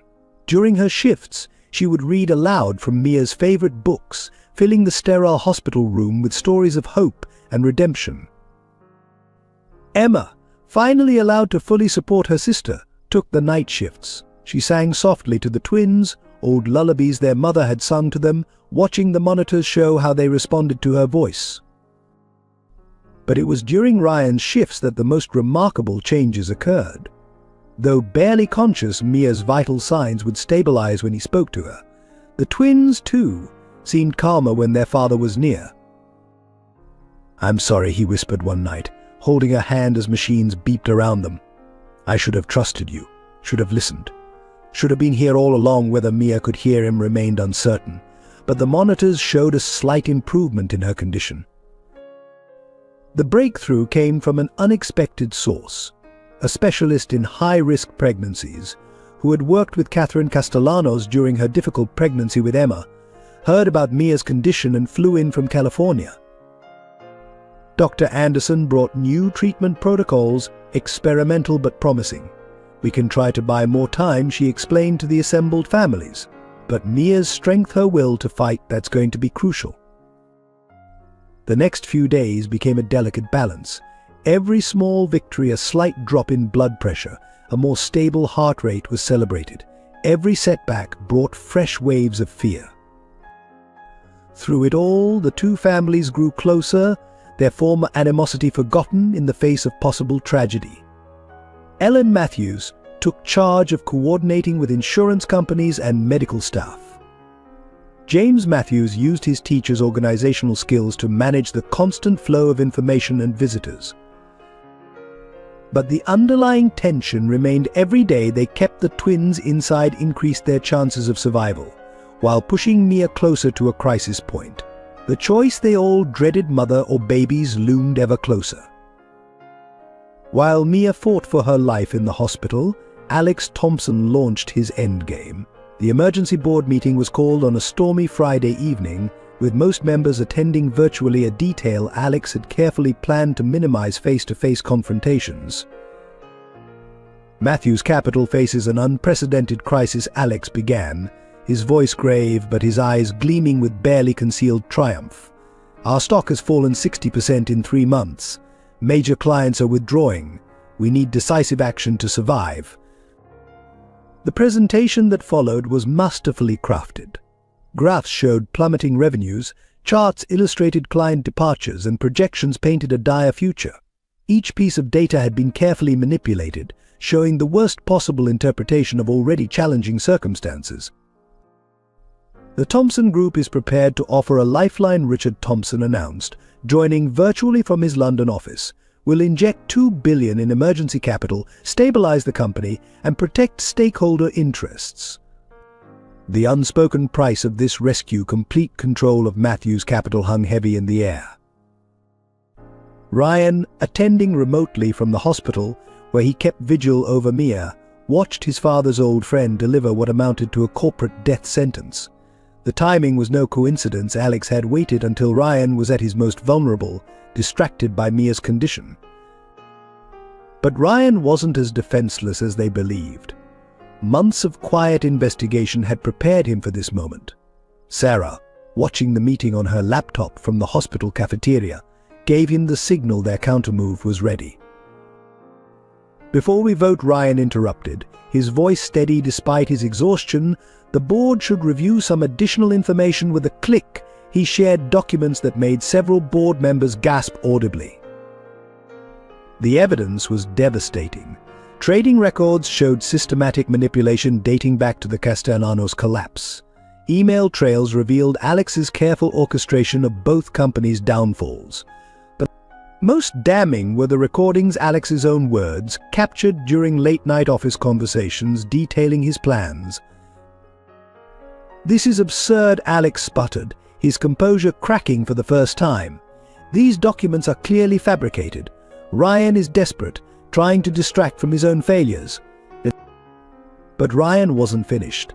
"The SEC has already received copies of everything I'm showing you. Their investigation begins Monday morning." The silence that followed was deafening. Richard Thompson attempted to salvage the situation. "Even if these allegations have merit, the company still needs immediate stabilization. Our offer will not be necessary," a new voice interrupted. Edward Castellanos appeared on screen, looking more composed and commanding than he had in years. "A consortium of investors, led by my family's remaining allies, is prepared to provide emergency funding, without the strings attached to the Thompson offer." Alex's facade finally cracked. "You're bluffing," he snarled. "The Castellanos name is poison in this industry. Nobody would risk." "On the contrary," Edward continued calmly, "many people remember how your family engineered our downfall. They're quite eager to see justice done." The board meeting devolved into chaos. Alex's supporters tried to call for an immediate vote, while others demanded time to review the new evidence. Through it all, Ryan remained oddly calm, his thoughts with Mia and their unborn sons just a few floors away. The turning point came when Janet Chen, the former Castellanos compliance officer, gave her testimony. Her detailed account of Alex's methods, supported by years of carefully preserved documentation, left no room for doubt about his guilt. Alex made one final, desperate attempt. "Ryan abandoned this company," he shouted. "While he played house with Maria Castellanos, I kept us afloat. Everything I did was to protect Matthew's capital." "No," Ryan replied quietly. "Everything you did was for yourself, just like you destroyed Castellanos' investment group for yourself. The company was just collateral damage in your game." The vote, when it finally came, was decisive. Alex was removed from his position pending criminal investigation. The Thompson Group's offer was rejected, and Ryan, though still on leave to be with his family, was confirmed as remaining CEO. As security escorted Alex from the building, he maintained his composure until reaching the lobby. There, in front of the Matthews Capital logo he had coveted for so long, he finally broke down. His carefully constructed world had crumbled, just as he had once destroyed the worlds of others. But the victory felt hollow to Ryan as he rushed back to Mia's hospital room. Corporate battle seemed meaningless compared to the fight for life happening in the maternity ward. As he took his place beside her bed, holding her hand, he wondered if winning back his company would cost him something far more precious. The psychiatric evaluation room at the Manhattan Detention Complex was stark and cold. Alex Thompson, still wearing his bespoke suit from the night of his arrest, sat across from Dr. Eleanor Hayes, the court-appointed psychiatrist. His usual polished facade had cracked, revealing something darker beneath. "Let's talk about Mia Castellanos," Dr. Hayes suggested, watching Alex's hands clench at the name. What followed was a torrent of obsession that had been building for years. I saw her first, Alex began, his voice tight with suppressed emotion. At Stanford during a campus recruitment visit. She was brilliant, beautiful, and completely unaware of my existence. Even then, she only had eyes for the rising stars, people like Ryan. The story poured out how he had tracked her career at her father's company, collected every news article mentioning her name, planned countless accidental meetings that never happened. When Castellano's investment group began showing weakness, Alex saw his opportunity. The plan was perfect, he explained, pride and bitterness mixing in his voice. Destroy her father's company, sweep in as her savior. She would have seen me then, appreciated me. But Ryan always got there first. Detective Michael Carter, listening from behind the two-way mirror, began piecing together the extent of Alex's obsession. The evidence team had found a hidden room in his penthouse apartment, walls covered with photos of Mia spanning years at charity events, leaving her father's office, even recent shots of her pregnant at doctor's appointments. Sarah Matthews, reviewing Alex's private journals as part of the investigation, discovered entries dating back to their college days. Ryan doesn't deserve his success, one entry read. He doesn't deserve her. I've worked harder, planned better, been smarter. Everything he has should be mine. The true scope of Alex's manipulation became clear through his therapy sessions. The Castellanos' collapse had been more than a corporate takeover. It was his first attempt to force Mia into his orbit. When that failed, he spent years perfecting his strategy, waiting for another chance. I made her life harder on purpose, he admitted during one session. Every job application mysteriously rejected, every potential investor warned away from her father's recovery attempts. I wanted her vulnerable, needed her to feel like I was her only hope. Richard Thompson, attempting to distance himself from his son's crimes, revealed how Alex had manipulated his own family. He convinced me Ryan was weak, that Matthews Capital needed stronger leadership. I never knew about his obsession with the girl. I thought it was just business. The most chilling revelations came from Alex's private server. Files showed detailed plans for after the Matthews Capital takeover arrangements for Mia's protection during her pregnancy, plans to separate her from Ryan permanently, even a nursery designed in his apartment for the twins. They're meant to be mine, he told Dr. Hayes, his composure finally breaking. The company, Mia, the babies, all of it. I've spent years making everything perfect. Ryan just got in the way, like he always does. Sophie, visiting Alex in detention to confront him about his surveillance of Mia, found him a shell of his former self. You watched us for months, she accused. You knew how sick she was getting, but you just kept pushing. Alex's response chilled her. She needed to see that Ryan wouldn't protect her. That only I could keep her safe. The pregnancy complications weren't part of the plan, but I could have saved her. I had the best doctors ready. The investigation revealed offshore accounts containing millions earmarked for contingency plans, private security teams, remote properties, even false identities. Alex had prepared for every scenario except his own failure. Edward Castellanos, reviewing the evidence with prosecutors, recognized patterns he'd missed years ago. He didn't just want to destroy us, he realized. He wanted to rebuild everything in his own image, with himself as the hero of the story. The final piece fell into place when Emma discovered Alex's childhood records. Years of psychiatric treatment for obsessive tendencies, incidents of stalking, a pattern of fixating on what others had and believing he deserved it more. As the full truth emerged, even Alex's strongest defenders fell away. The Thompson family publicly disowned him. The board members who had supported him rushed to cooperate with investigators, and his carefully constructed world of influence crumbled. But in his cell, Alex remained focused on one thing: Mia's hospital room number, which he had memorized from his surveillance. Even in defeat, his obsession burned undiminished, waiting for one last chance to reshape reality according to his desires. The intensive care unit at New York Presbyterian operated in its own time zone, where seconds stretched into hours and hours compressed into moments of crisis. Mia's condition had stabilized, but the twins were showing signs of distress.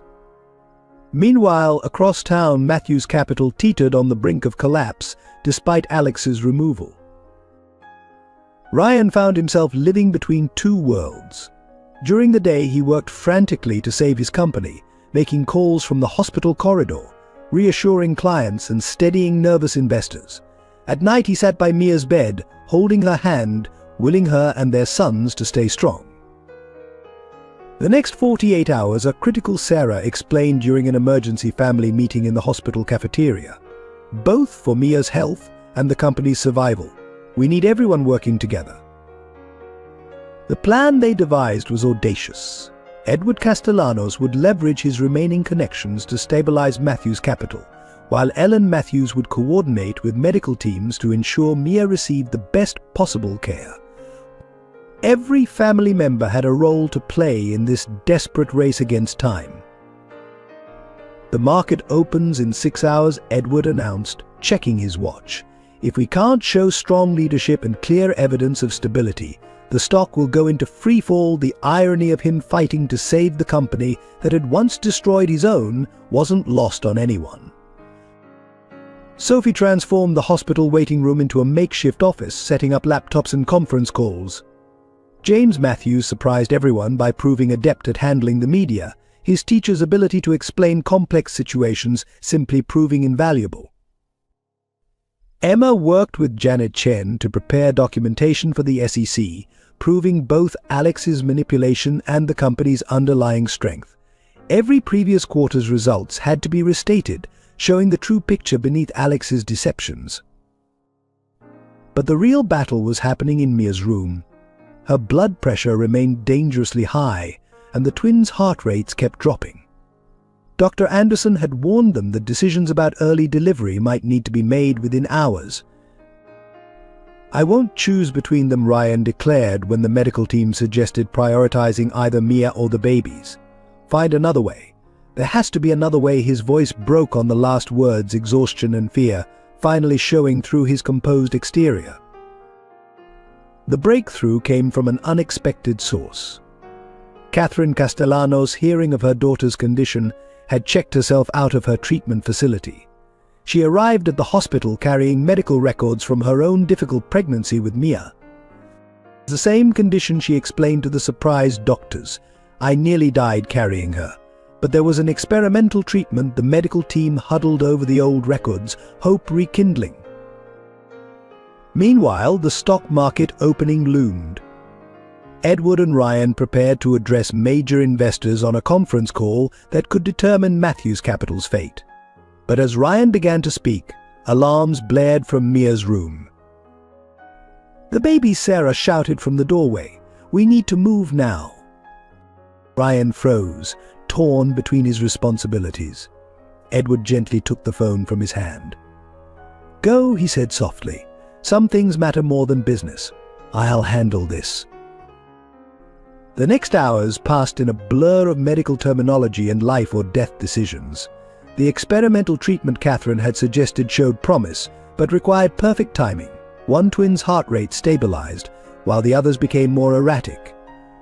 Outside in the financial world, Edward fought his own battle. Drawing on decades of experience and every favor he could call in, he presented a vision of Matthew's capital's future that emphasized stability and ethical leadership. The stock, which had plunged at opening, began to slowly recover.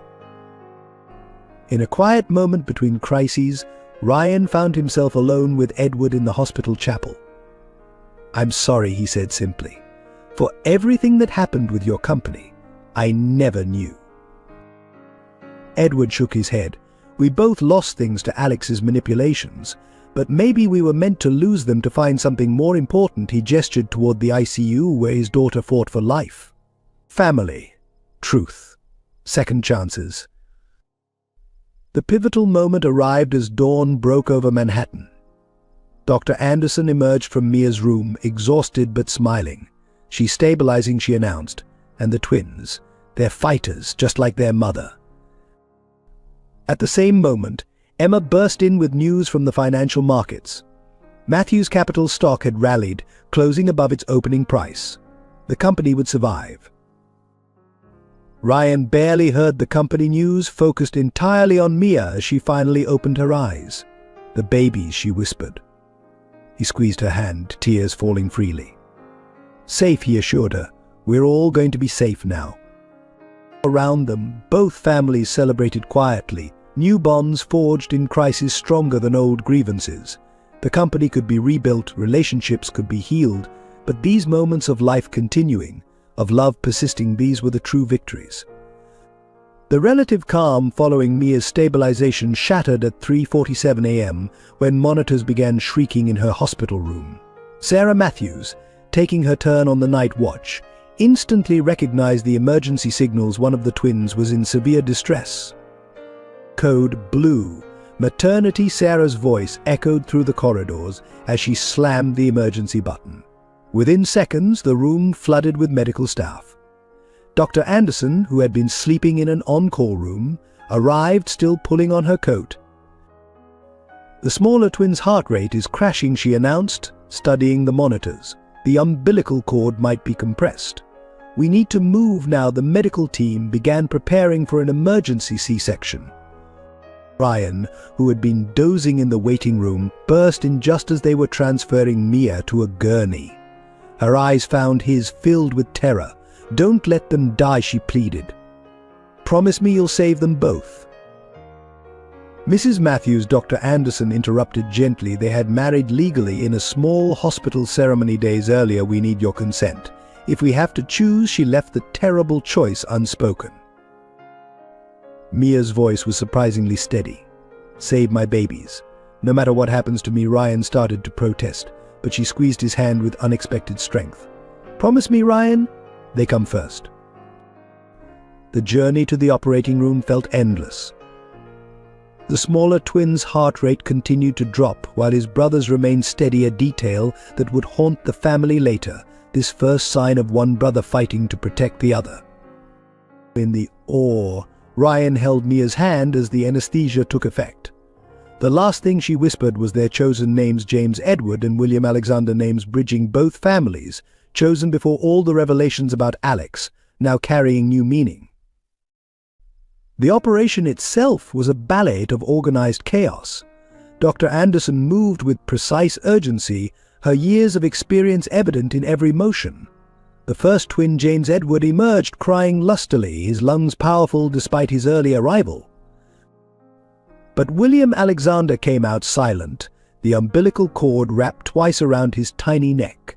The pediatric team swept him immediately to a waiting incubator, beginning resuscitation efforts. Ryan stood frozen between his silent second son and Mia, whose vital signs were becoming erratic. "She's hemorrhaging," someone called out. The room erupted into even more focused activity. Sarah, who had scrubbed in to assist, felt tears running beneath her surgical mask as she worked to help save her sister-in-law and nephew. Minutes stretched like hours. James Edward's strong cries provided a soundtrack to the medical team's desperate efforts with his brother. Finally, a tiny, outraged wail joined his brother's. William Alexander had decided to stay and fight. But the victory was short-lived. Mia's blood pressure plummeted, her body struggling to cope with the trauma of the emergency surgery. "We're losing her," Dr. Anderson announced, her composed voice carrying an edge of fear. Outside, in the waiting room, both families huddled together, old enmities forgotten in the face of possible tragedy. Edward held Catherine's hand while she prayed. Ellen Matthews, the practical accountant, methodically made lists of everything the babies would need, her way of maintaining hope. Inside the awe, the medical team fought minute by minute to stabilize Mia. The twins, now both crying healthily, were moved to the NICU, Ryan torn between staying with his wife and following his sons. "Go with them," Sarah ordered her brother. "I'll stay with Mia. Those boys need their father right now." The look that passed between siblings carried years of understanding and trust. As dawn broke over Manhattan, 3 battles for survival continued, 2 tiny boys learning to breathe on their own, and their mother fighting to stay with them. The waiting room remained full. 2 families now united as one, praying for 3 precious lives to stay in this world. While the Matthews and Castellanos families kept vigil at the hospital, Alex Thompson made his final desperate move from his detention cell. Through a network of loyal employees, he initiated a series of pre-planned trading algorithms designed to trigger a market panic. Mr. Matthews, a junior analyst, called Ryan's hospital phone at dawn. "The trading systems are going haywire. Everything's selling at once. We can't override the commands." The panic in his voice was evident, even through the poor connection. Edward Castellanos, who had been dozing in a hospital chair, snapped awake at Ryan's expression. Within minutes, both men were hunched over laptops in the hospital cafeteria, watching in horror as Matthews Capital's stock plunged in pre-market trading. "It's Alex," Edward realized, recognizing the pattern. "These are the same algorithms he used against my company. He's trying to burn everything down rather than let it survive without him." The timing was devastating. With Ryan focused on Mia and the twins, the company was vulnerable. Major clients, seeing the stock price collapse, began pulling their investments. The board members, still reeling from recent revelations, seemed paralyzed. Janet Chen, working through the night at Matthews Capital's offices, discovered the extent of Alex's planning. "He embedded these protocols deep in our trading systems," she reported via conference call. "They're designed to trigger automatically if he ever lost control." The betrayal went deeper than anyone had imagined. Alex had prepared a series of documents, timed to release to the media, suggesting that both Ryan and Edward had conspired to manipulate markets for years. Though false, the allegations were crafted skillfully enough to seem plausible. "He's trying to take us all down with him," Ryan realized, torn between the financial crisis and his family's medical emergency. Every time his phone buzzed, he feared it would be news about Mia or the twins, only to find another financial disaster demanding attention. Emma Castellanos proved unexpectedly crucial in these moments. Her fresh perspective on the company's systems helped identify weaknesses in Alex's algorithms. Working with Janet, she began dismantling his destructive protocols one by one. But Alex had one final card to play. Through his attorney, he offered a deal. He would provide the codes to stop the trading cascade in exchange for immunity from prosecution and a significant ownership stake in Matthews Capital. "He's insane," Richard Thompson declared when informed of his son's demands. The elder Thompson, trying to salvage his family's reputation, had flown in from London to help contain the damage. "He needs to be stopped, not negotiated with." But the solution came from an unexpected source. Catherine Castellanos, between prayers for her daughter and grandsons, remembered something from her years as a Silicon Valley spouse. "The backup servers," she said suddenly.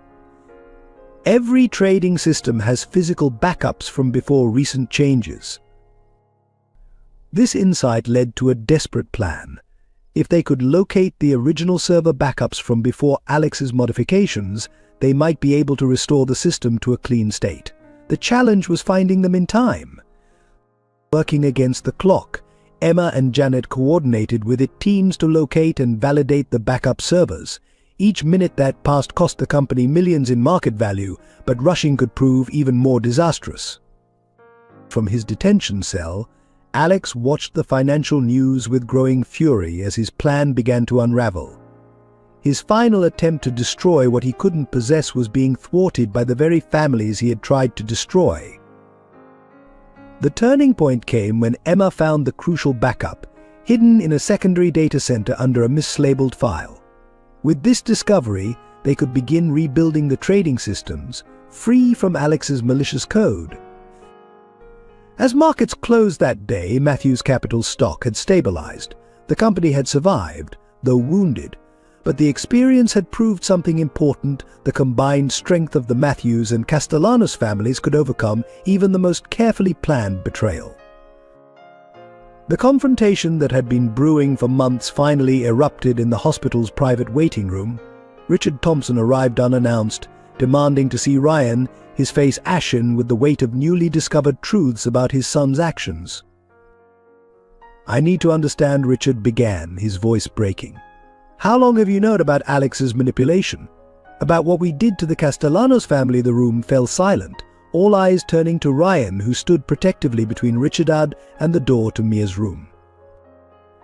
Edward Castellano stepped forward, years of suppressed anger visible in his stance.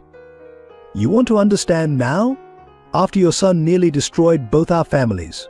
After he obsessed over my daughter for years, why you looked the other way." Ellen Matthews, surprising everyone, moved to stand between the two men. "This isn't helping Mia or the twins," she said firmly.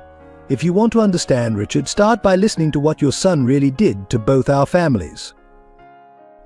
The story poured out Alex's long obsession with Mia, his calculated destruction of Castellanos' investment group, his manipulation of Matthews' capital, all enabled by the Thompson family's influence and willful blindness. "I thought it was just business," Richard whispered, sinking into a chair. "Aggressive tactics, yes, but not. Not this." His hands trembled as he looked at photos of his newborn grandsons in intensive care, victims of stress his son had helped create. Catherine Castellanos, who had been silent throughout the exchange, suddenly spoke. "We all failed," she said quietly. "I saw signs of Alex's obsession with Mia years ago at charity events, but I was too caught up in our social position to worry about a young man's apparent crush." James Matthews cleared his throat. "My wife and I, we judged Mia harshly, assumed the worst because of her background. We let our prejudices blind us to the truth." Ellen squeezed his hand, tears in her eyes. The tension broke when a nurse brought news William Alexander, the smaller twin, had briefly opened his eyes. "He's a fighter," she reported. Just like his mother, the shared relief momentarily united the fractured group. Richard stood, straightening his shoulders. "I can't undo what Alex has done," he declared. "But I can help ensure he never hurts anyone again." He pulled out his phone, calling his lawyers to withdraw all legal support from his son. Emma, who had been quietly observing, spoke up. "Maybe that's what this is all about, breaking the cycles of family pride and prejudice that let someone like Alex manipulate us all." Sarah added her medical perspective. "Trauma can either break families apart or forge them stronger. Right now, Mia and the twins need all of us to choose the latter." The conversation shifted to practical matters, coordinating care for the twins, supporting Mia's recovery, protecting both families' interests from further attacks. Old barriers dissolved as they worked together, finding strength in their shared purpose. A soft knock interrupted them. Sophie stood in the doorway, her face tear-stained but smiling. "Mia's awake," she announced, "and she's asking for everyone, all of you." The group moved toward Mia's room, but Richard held back. Edward noticed and turned. Their eyes met, decades of business rivalry and personal animosity hanging between them. "Come," Edward said simply, extending his hand. "My grandsons should know all their family's history, the good and the bad. That's how we learn to do better." As they entered Mia's room together, the beeping monitors and whispered conversations created a symphony of hope. In this moment, surrounded by former enemies turned allies, they understood that true family isn't defined by blood or business, but by the choice to stand together when it matters most. In the quiet hours after midnight, while her twins slept in the NICU and the families had finally gone home to rest, Mia made the hardest decision of her life. Still weak from surgery, she asked Sophie to bring her laptop to her hospital bed. "You need to rest," Sophie protested, but Mia's determination was absolute. "The truth needs to come out," Mia whispered. "All of it. Not just about Alex, but about everything." Through the night, Mia wrote her story not for the press or prosecutors, but for her sons. She documented everything: her privileged childhood, her father's company's collapse, her years of hiding, and her genuine love for Ryan. Every painful truth, every mistake, every moment of fear and hope. "They deserve to know who they are," she explained to Sophie, who watched worriedly as Mia pushed herself to continue despite her exhaustion. "Both sides of their heritage, the good and the bad." The document became more than just a confession. It was a love letter to her sons, explaining how their parents found each other despite family histories and corporate warfare. It was also a warning about the dangers of pride, secrets, and the walls people build around their hearts. When Ryan found her at dawn, still typing, he tried to take the laptop away. The doctors said you need rest, he insisted, but stopped when he saw tears rolling down her cheeks. I almost lost them, Mia said, touching the screen where she'd placed photos of their sons. I almost lost you, all because I was too afraid to trust in the truth. I won't make that mistake again. The final pages contained something unexpected, detailed evidence of her own father's mistakes that had contributed to Castellanos Investment Group's vulnerability. Information she had protected for years, wanting to shield her father from further pain. Edward, reading it later that morning, wept openly. You didn't have to do this, he told his daughter, but Mia shook her head. Yes, I did, she replied. We can't build a future for James and William on half-truths and protected secrets. They deserve to inherit honesty, not just wealth. The document circulation was carefully controlled, first to family members, then to the board of Matthews Capital, finally to key investigators. Each revelation brought both pain and healing, forcing everyone to confront their roles in the events that had brought them here. Mia's sacrifice of her family's last secrets had an unexpected effect. Rather than destroying relationships, it strengthened them. The complete truth, however painful, allowed real healing to begin. In the NICU, holding William's tiny hand through the incubator window, Mia explained her decision to her son. You and your brother will grow up knowing exactly who you are, she promised. No hidden identities, no family secrets, no shame about any part of your heritage. The physical toll of her night of truth-telling was severe. Her doctors scolded her for pushing herself so soon after surgery, but the emotional weight that lifted from her shoulders seemed to help her recovery in other ways. You're the bravest person I know, Ryan told her that evening, reading through her account of their story. I'm sorry I ever doubted you. Mia smiled weakly, touching his face. We all have to be brave now, she said. For them, she gestured toward the NICU where their sons fought their own battles for survival. The truth, finally fully revealed, began to heal wounds that had festered for years. It wasn't just Mia's sacrifice of her last protective secrets, it was her willingness to face every painful reality for the sake of her children's future. The breakthrough came from an unexpected source. While cleaning out Alex's office at Matthews Capital, Janet Chen discovered a hidden wall safe behind a painting. Inside, along with photos of Mia's spanning years, lay a leather-bound journal dating back to the Castellanos Investment Group collapse. You need to see this, Janet told Ryan, her hands trembling as she handed him the journal. The pages contained Alex's meticulous documentation of his plan to destroy Castellanos Investment Group, including communications with corrupt regulators and manipulated evidence used in the investigation. Emma and Sarah, working together to catalogue the evidence, found something even more damning. Hidden in Alex's private cloud storage were recordings of conversations between him and the officials who had investigated Castellanos Investment Group. The officials had been bribed to ignore evidence of market manipulation.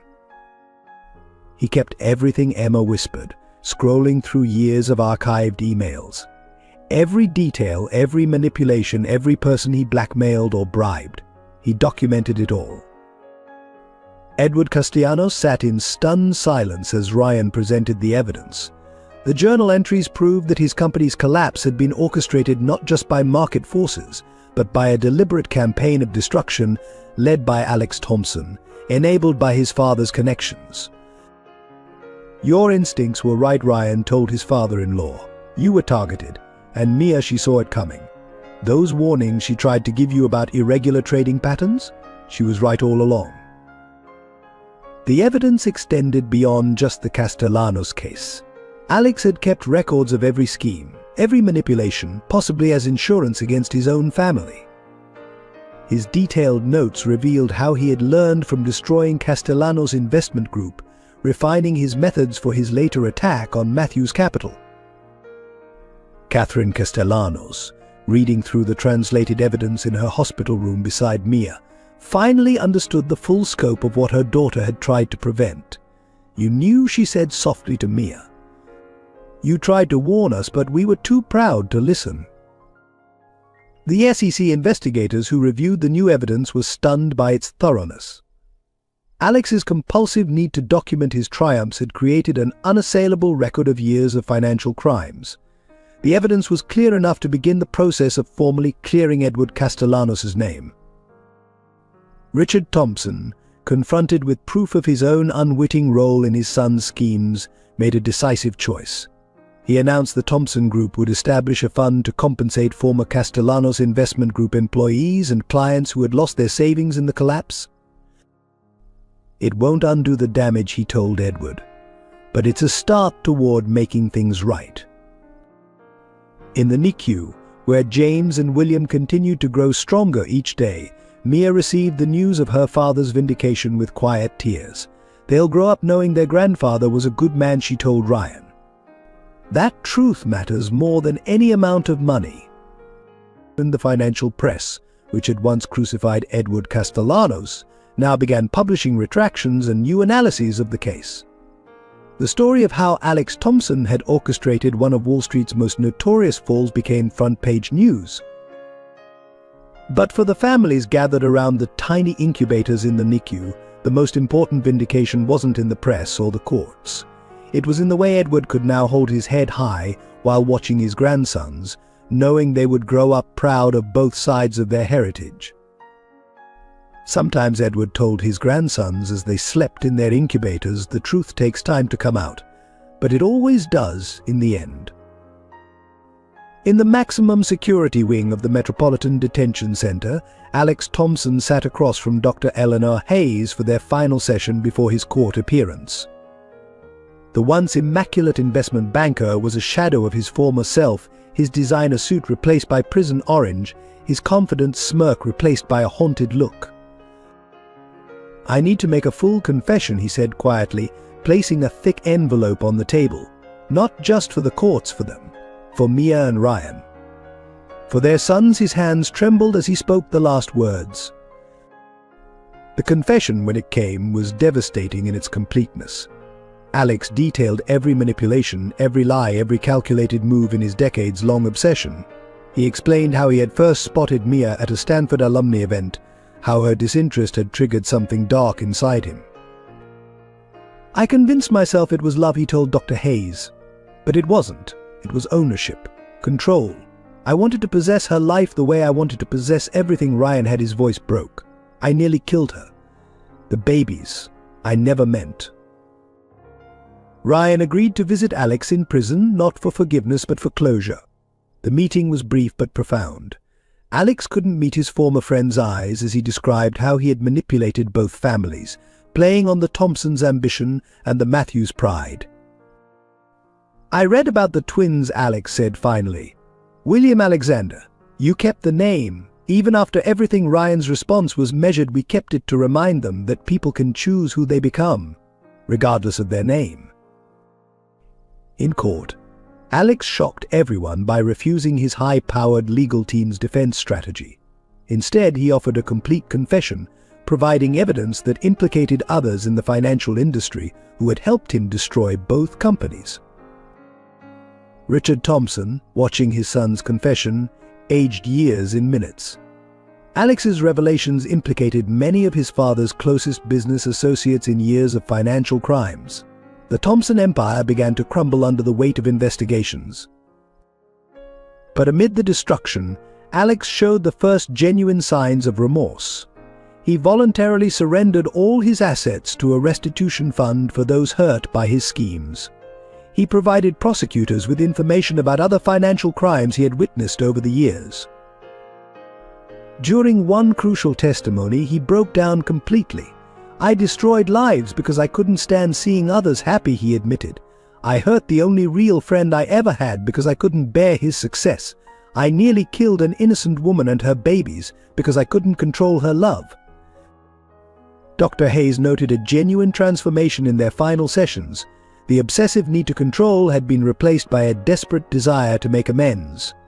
Alex began writing letters to Ryan, to Mia, to their sons to be delivered when they were older. "I want them to understand," he explained, "not to excuse what I did, but to learn from it, to recognize the signs of obsession and jealousy before they destroy lives." The court sentenced Alex to 20 years, but his true punishment was living with the knowledge of what he had almost destroyed. Each day he received a photo of the growing twins, not as torture, but as redemption, a reminder of the life that had survived his darkness.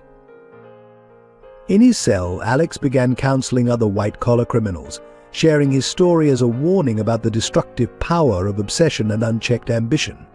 His genuine remorse and willingness to help others surprised even his most ardent critics. The final act of redemption came when Alex signed papers legally renouncing any claim to Matthews' capital and supporting Edward Castellanos' full rehabilitation in the financial community.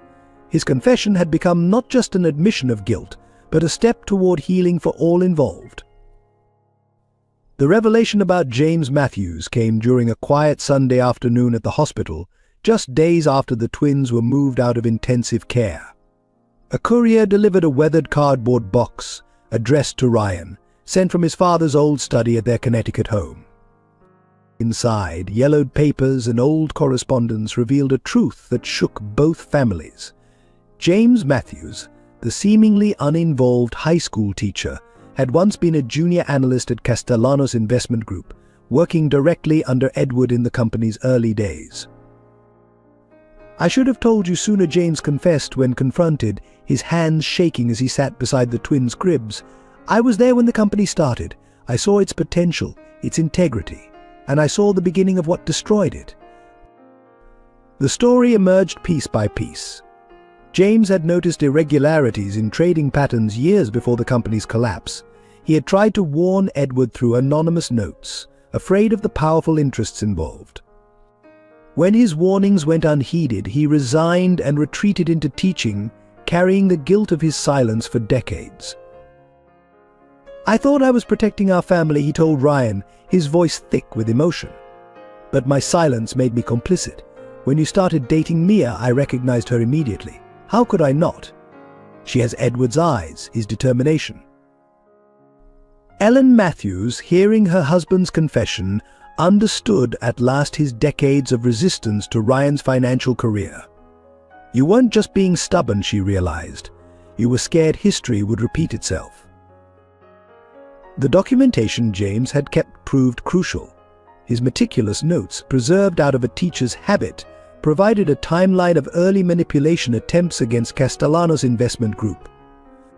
They showed how Alex Thompson had built upon existing vulnerabilities that James had identified years before. Edward Castellanos, reviewing his former employees' papers, remembered the young analyst who had tried to sound the alarm. "You were right," he told James. "If I had listened then, perhaps everything would have been different." The revelation brought unexpected healing. James's long silence had been born not of prejudice against Mia, but of shame and regret. His resistance to Ryan's career had stemmed from fear, not disapproval. Mia, still recovering from her surgery, found a peculiar comfort in the discovery. "So that's why you were always kind to me," she said to James during one of his visits. "Even when everyone else doubted me, you saw your own past in my story." The twins, oblivious to the drama unfolding around their cribs, brought further reconciliation. James spent hours with his grandsons, telling them stories about their grandfather Edward's early days, about the integrity and vision that had first inspired him. "I spent years teaching history to other people's children," James mused, holding William while Ryan cradled James Jr. "Maybe I should have spent more time sharing our own family's history with my son." The final piece of James's story emerged in a letter he had written but never sent to Edward years ago. It detailed not just the financial irregularities he had observed, but his admiration for the company's original mission and his regret at not fighting harder to protect it. As both families absorbed this new connection in their shared history, they found in it not more pain but a sense of completion.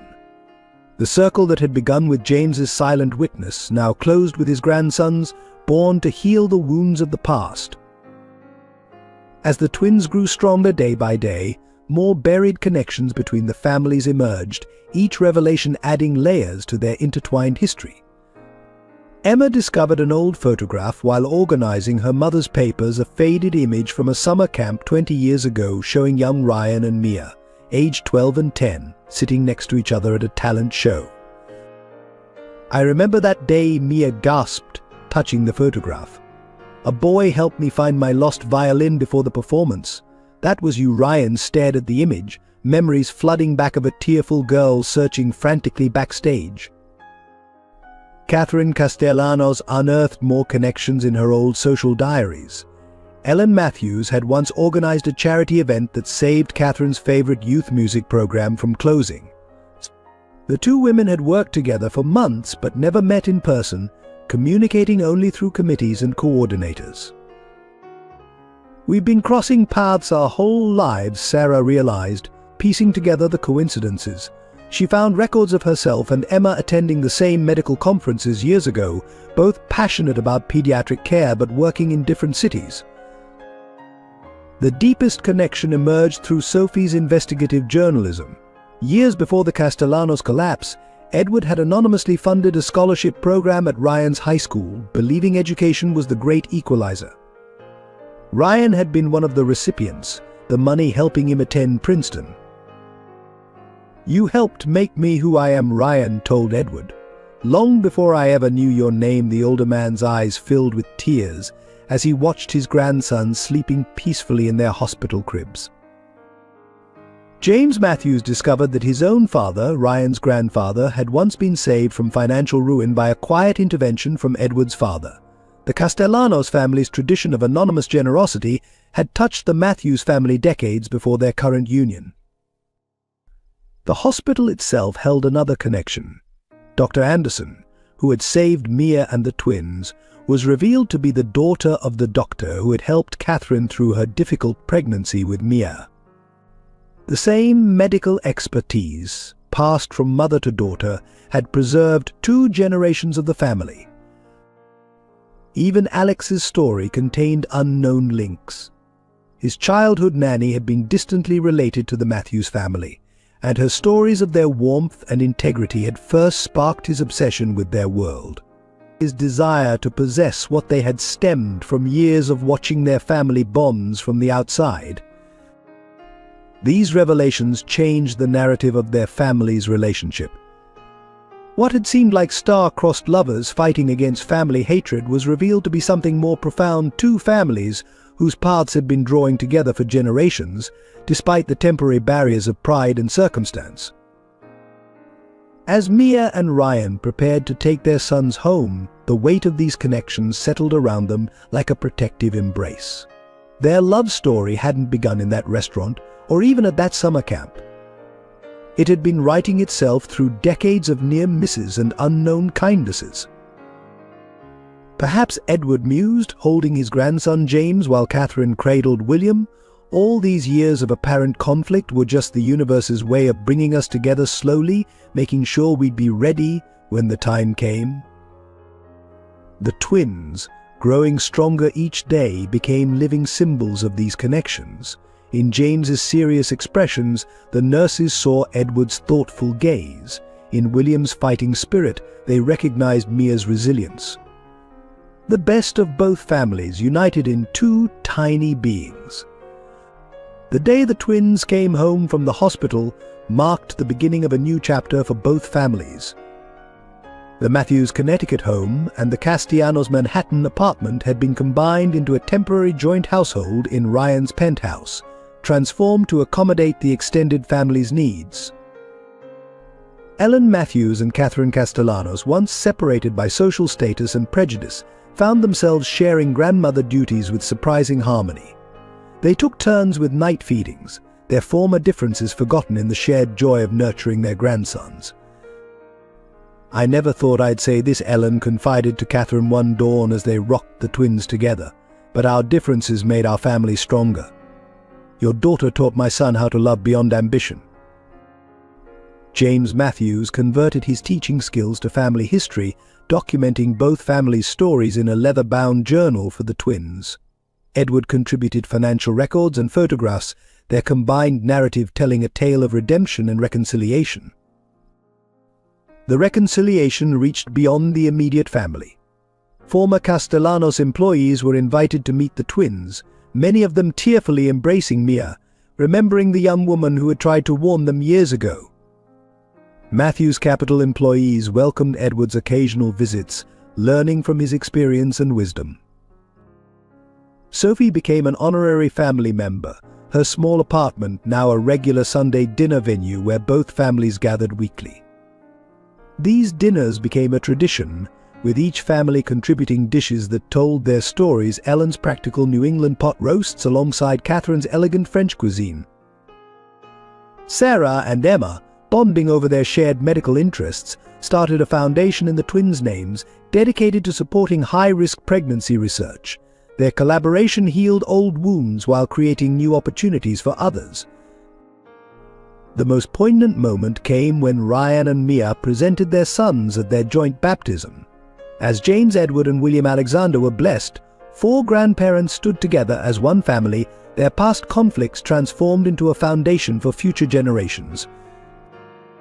"Our boys will never know division," Mia declared, watching their families mingle at the celebration afterward. "They'll only know the strength that comes from bringing people together." The final chapter of corporate justice unfolded in a federal courthouse on a crisp autumn morning. Alex Thompson's comprehensive confession led to a wave of indictments throughout the financial industry, exposing a network of corruption that had enabled his schemes. Matthews Capital and the restored Castellanos Investment Group announced a historic merger, with Ryan and Edward serving as co-chairmen. The new entity, Matthews Castellanos Partners, established itself as a pioneer in ethical investment practices, their painful history becoming a case study in corporate redemption.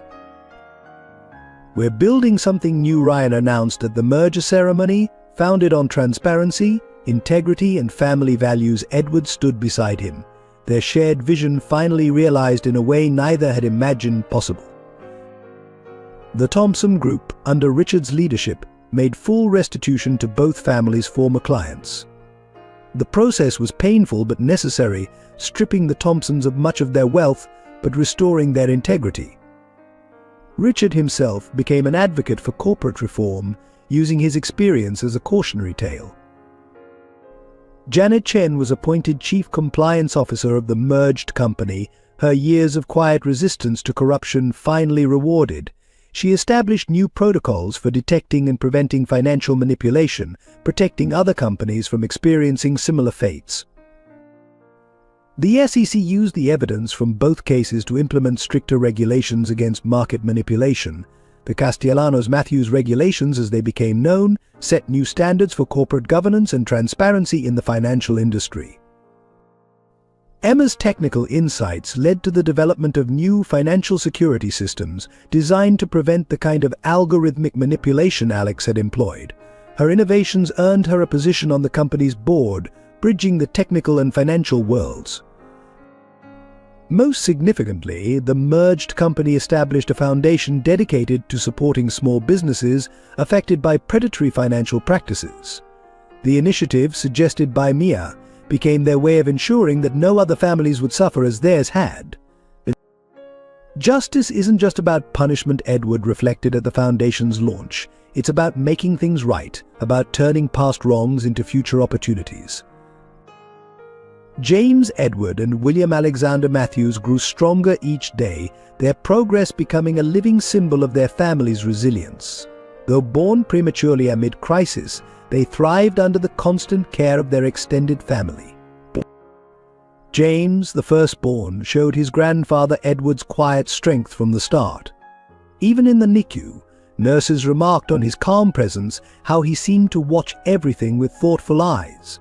He reached his milestones steadily, approaching each challenge with determination. William, who had fought so hard to survive his first hours, continued to show remarkable resilience. His early struggles made each achievement more precious. The day he first smiled, The entire family gathered around his crib, tears flowing freely as they witnessed his joy. The twins developed a bond that amazed even their doctors. When separated for tests, their vital signs would fluctuate until reunited. In their shared crib at home, they instinctively reached for each other, their tiny hands clasped together while sleeping. Mia's recovery paralleled her son's progress. Each day she grew stronger, her body healing as she watched her boys flourish. The depression that doctors had feared might follow such a traumatic birth never materialized, kept at bay by the constant support of both families. Their first birthday celebration became a testament to healing. Surrounded by both families, the twins took their first steps together, toddling between their grandparents' outstretched arms. Their laughter, echoing through the penthouse, seemed to wash away the last shadows of past pain. They were born into conflict, Ryan observed, watching his sons play, but they'll grow up knowing only love and unity. Maybe that's the greatest healing of all. Dr. Anderson, who had saved all 3 lives, became a regular visitor, marveling at how her smallest patients had become symbols of hope for the entire hospital staff. Their story was shared with other families facing similar challenges, offering encouragement and inspiration. The twins' survival and thriving became the final piece of healing for both families, transforming old wounds into shared joy, past rivalries into unified purpose. In their innocent faces, both the Matthews and Castellanos families saw their best qualities merged, creating something entirely new and precious. On the twins' first birthday, the Matthews-Castellanos family gathered in the penthouse garden, transformed into a wonderland of balloons and flowers. James Edward toddled confidently between guests while William Alexander charmed everyone with his infectious laugh. Mia, glowing with health and happiness, watched her sons play as Ryan wrapped his arms around her. "Did you ever imagine this?" she asked, gesturing to their merged families mingling seamlessly around them. Edward and James S.R. had become inseparable friends, often seen plotting elaborate adventures for their grandsons. Catherine and Ellen ran the family's charitable foundation together, their combined business and social skills creating powerful, positive change in the community. Sarah and Emma's Medical Research Foundation had made breakthrough discoveries in preventing pregnancy complications, their work inspired by Mia's experience. Sophie, now a successful investigative journalist, remained a beloved aunt to the twins, her weekly visits a cherished family tradition. The Matthews-Castellanos partners had become a model of ethical business practices, their story taught in business schools as an example of how integrity and success could coexist. But more importantly, the office had become a true family environment where employees felt valued and protected. The greatest lesson Ryan reflected during the birthday toast was learning that true strength comes not from winning battles, but from healing wounds. Our boys were born into a war, but they'll grow up in peace. Alex Thompson, serving his sentence, sent a letter congratulating the twins on their birthday. His genuine remorse and ongoing work with white-collar rehabilitation programs had become part of the family's healing process. As the sun set over Manhattan, the extended family gathered for a photo. 4 generations of Matthews and Castellanos, once divided by pride and circumstance, now united by love and understanding. The twins, central in the picture, embodied everything their families had become stronger together than they ever were apart. To James and William, Edward raised his glass, who taught us all that love is stronger than pride, truth more powerful than deception, and family more precious than any fortune. The story of the Matthews-Castellanos families became more than a tale of reconciliation. It became a testament to the power of forgiveness, the strength of truth, and the healing magic of unconditional love. Dear friends, we hope the story of Ryan and Mia's journey touched your heart as deeply as it touched ours. Every relationship is a journey of discovery, and we'd love to hear your thoughts. Did a particular moment resonate with you? Perhaps you found yourself nodding along, seeing echoes of your own experiences in their struggles and triumphs. If you enjoyed this story and found value in its message, Please take a moment to subscribe to our channel and like this video. Your support enables us to continue crafting these tales of love, redemption, and family bonds. Share this story with your loved ones. Sometimes the greatest gift we can give is a story that reminds us of the power of forgiveness and unconditional love. Your comments and insights mean the world to us and enrich the experience for other listeners. Join our community and be part of these journeys of the heart.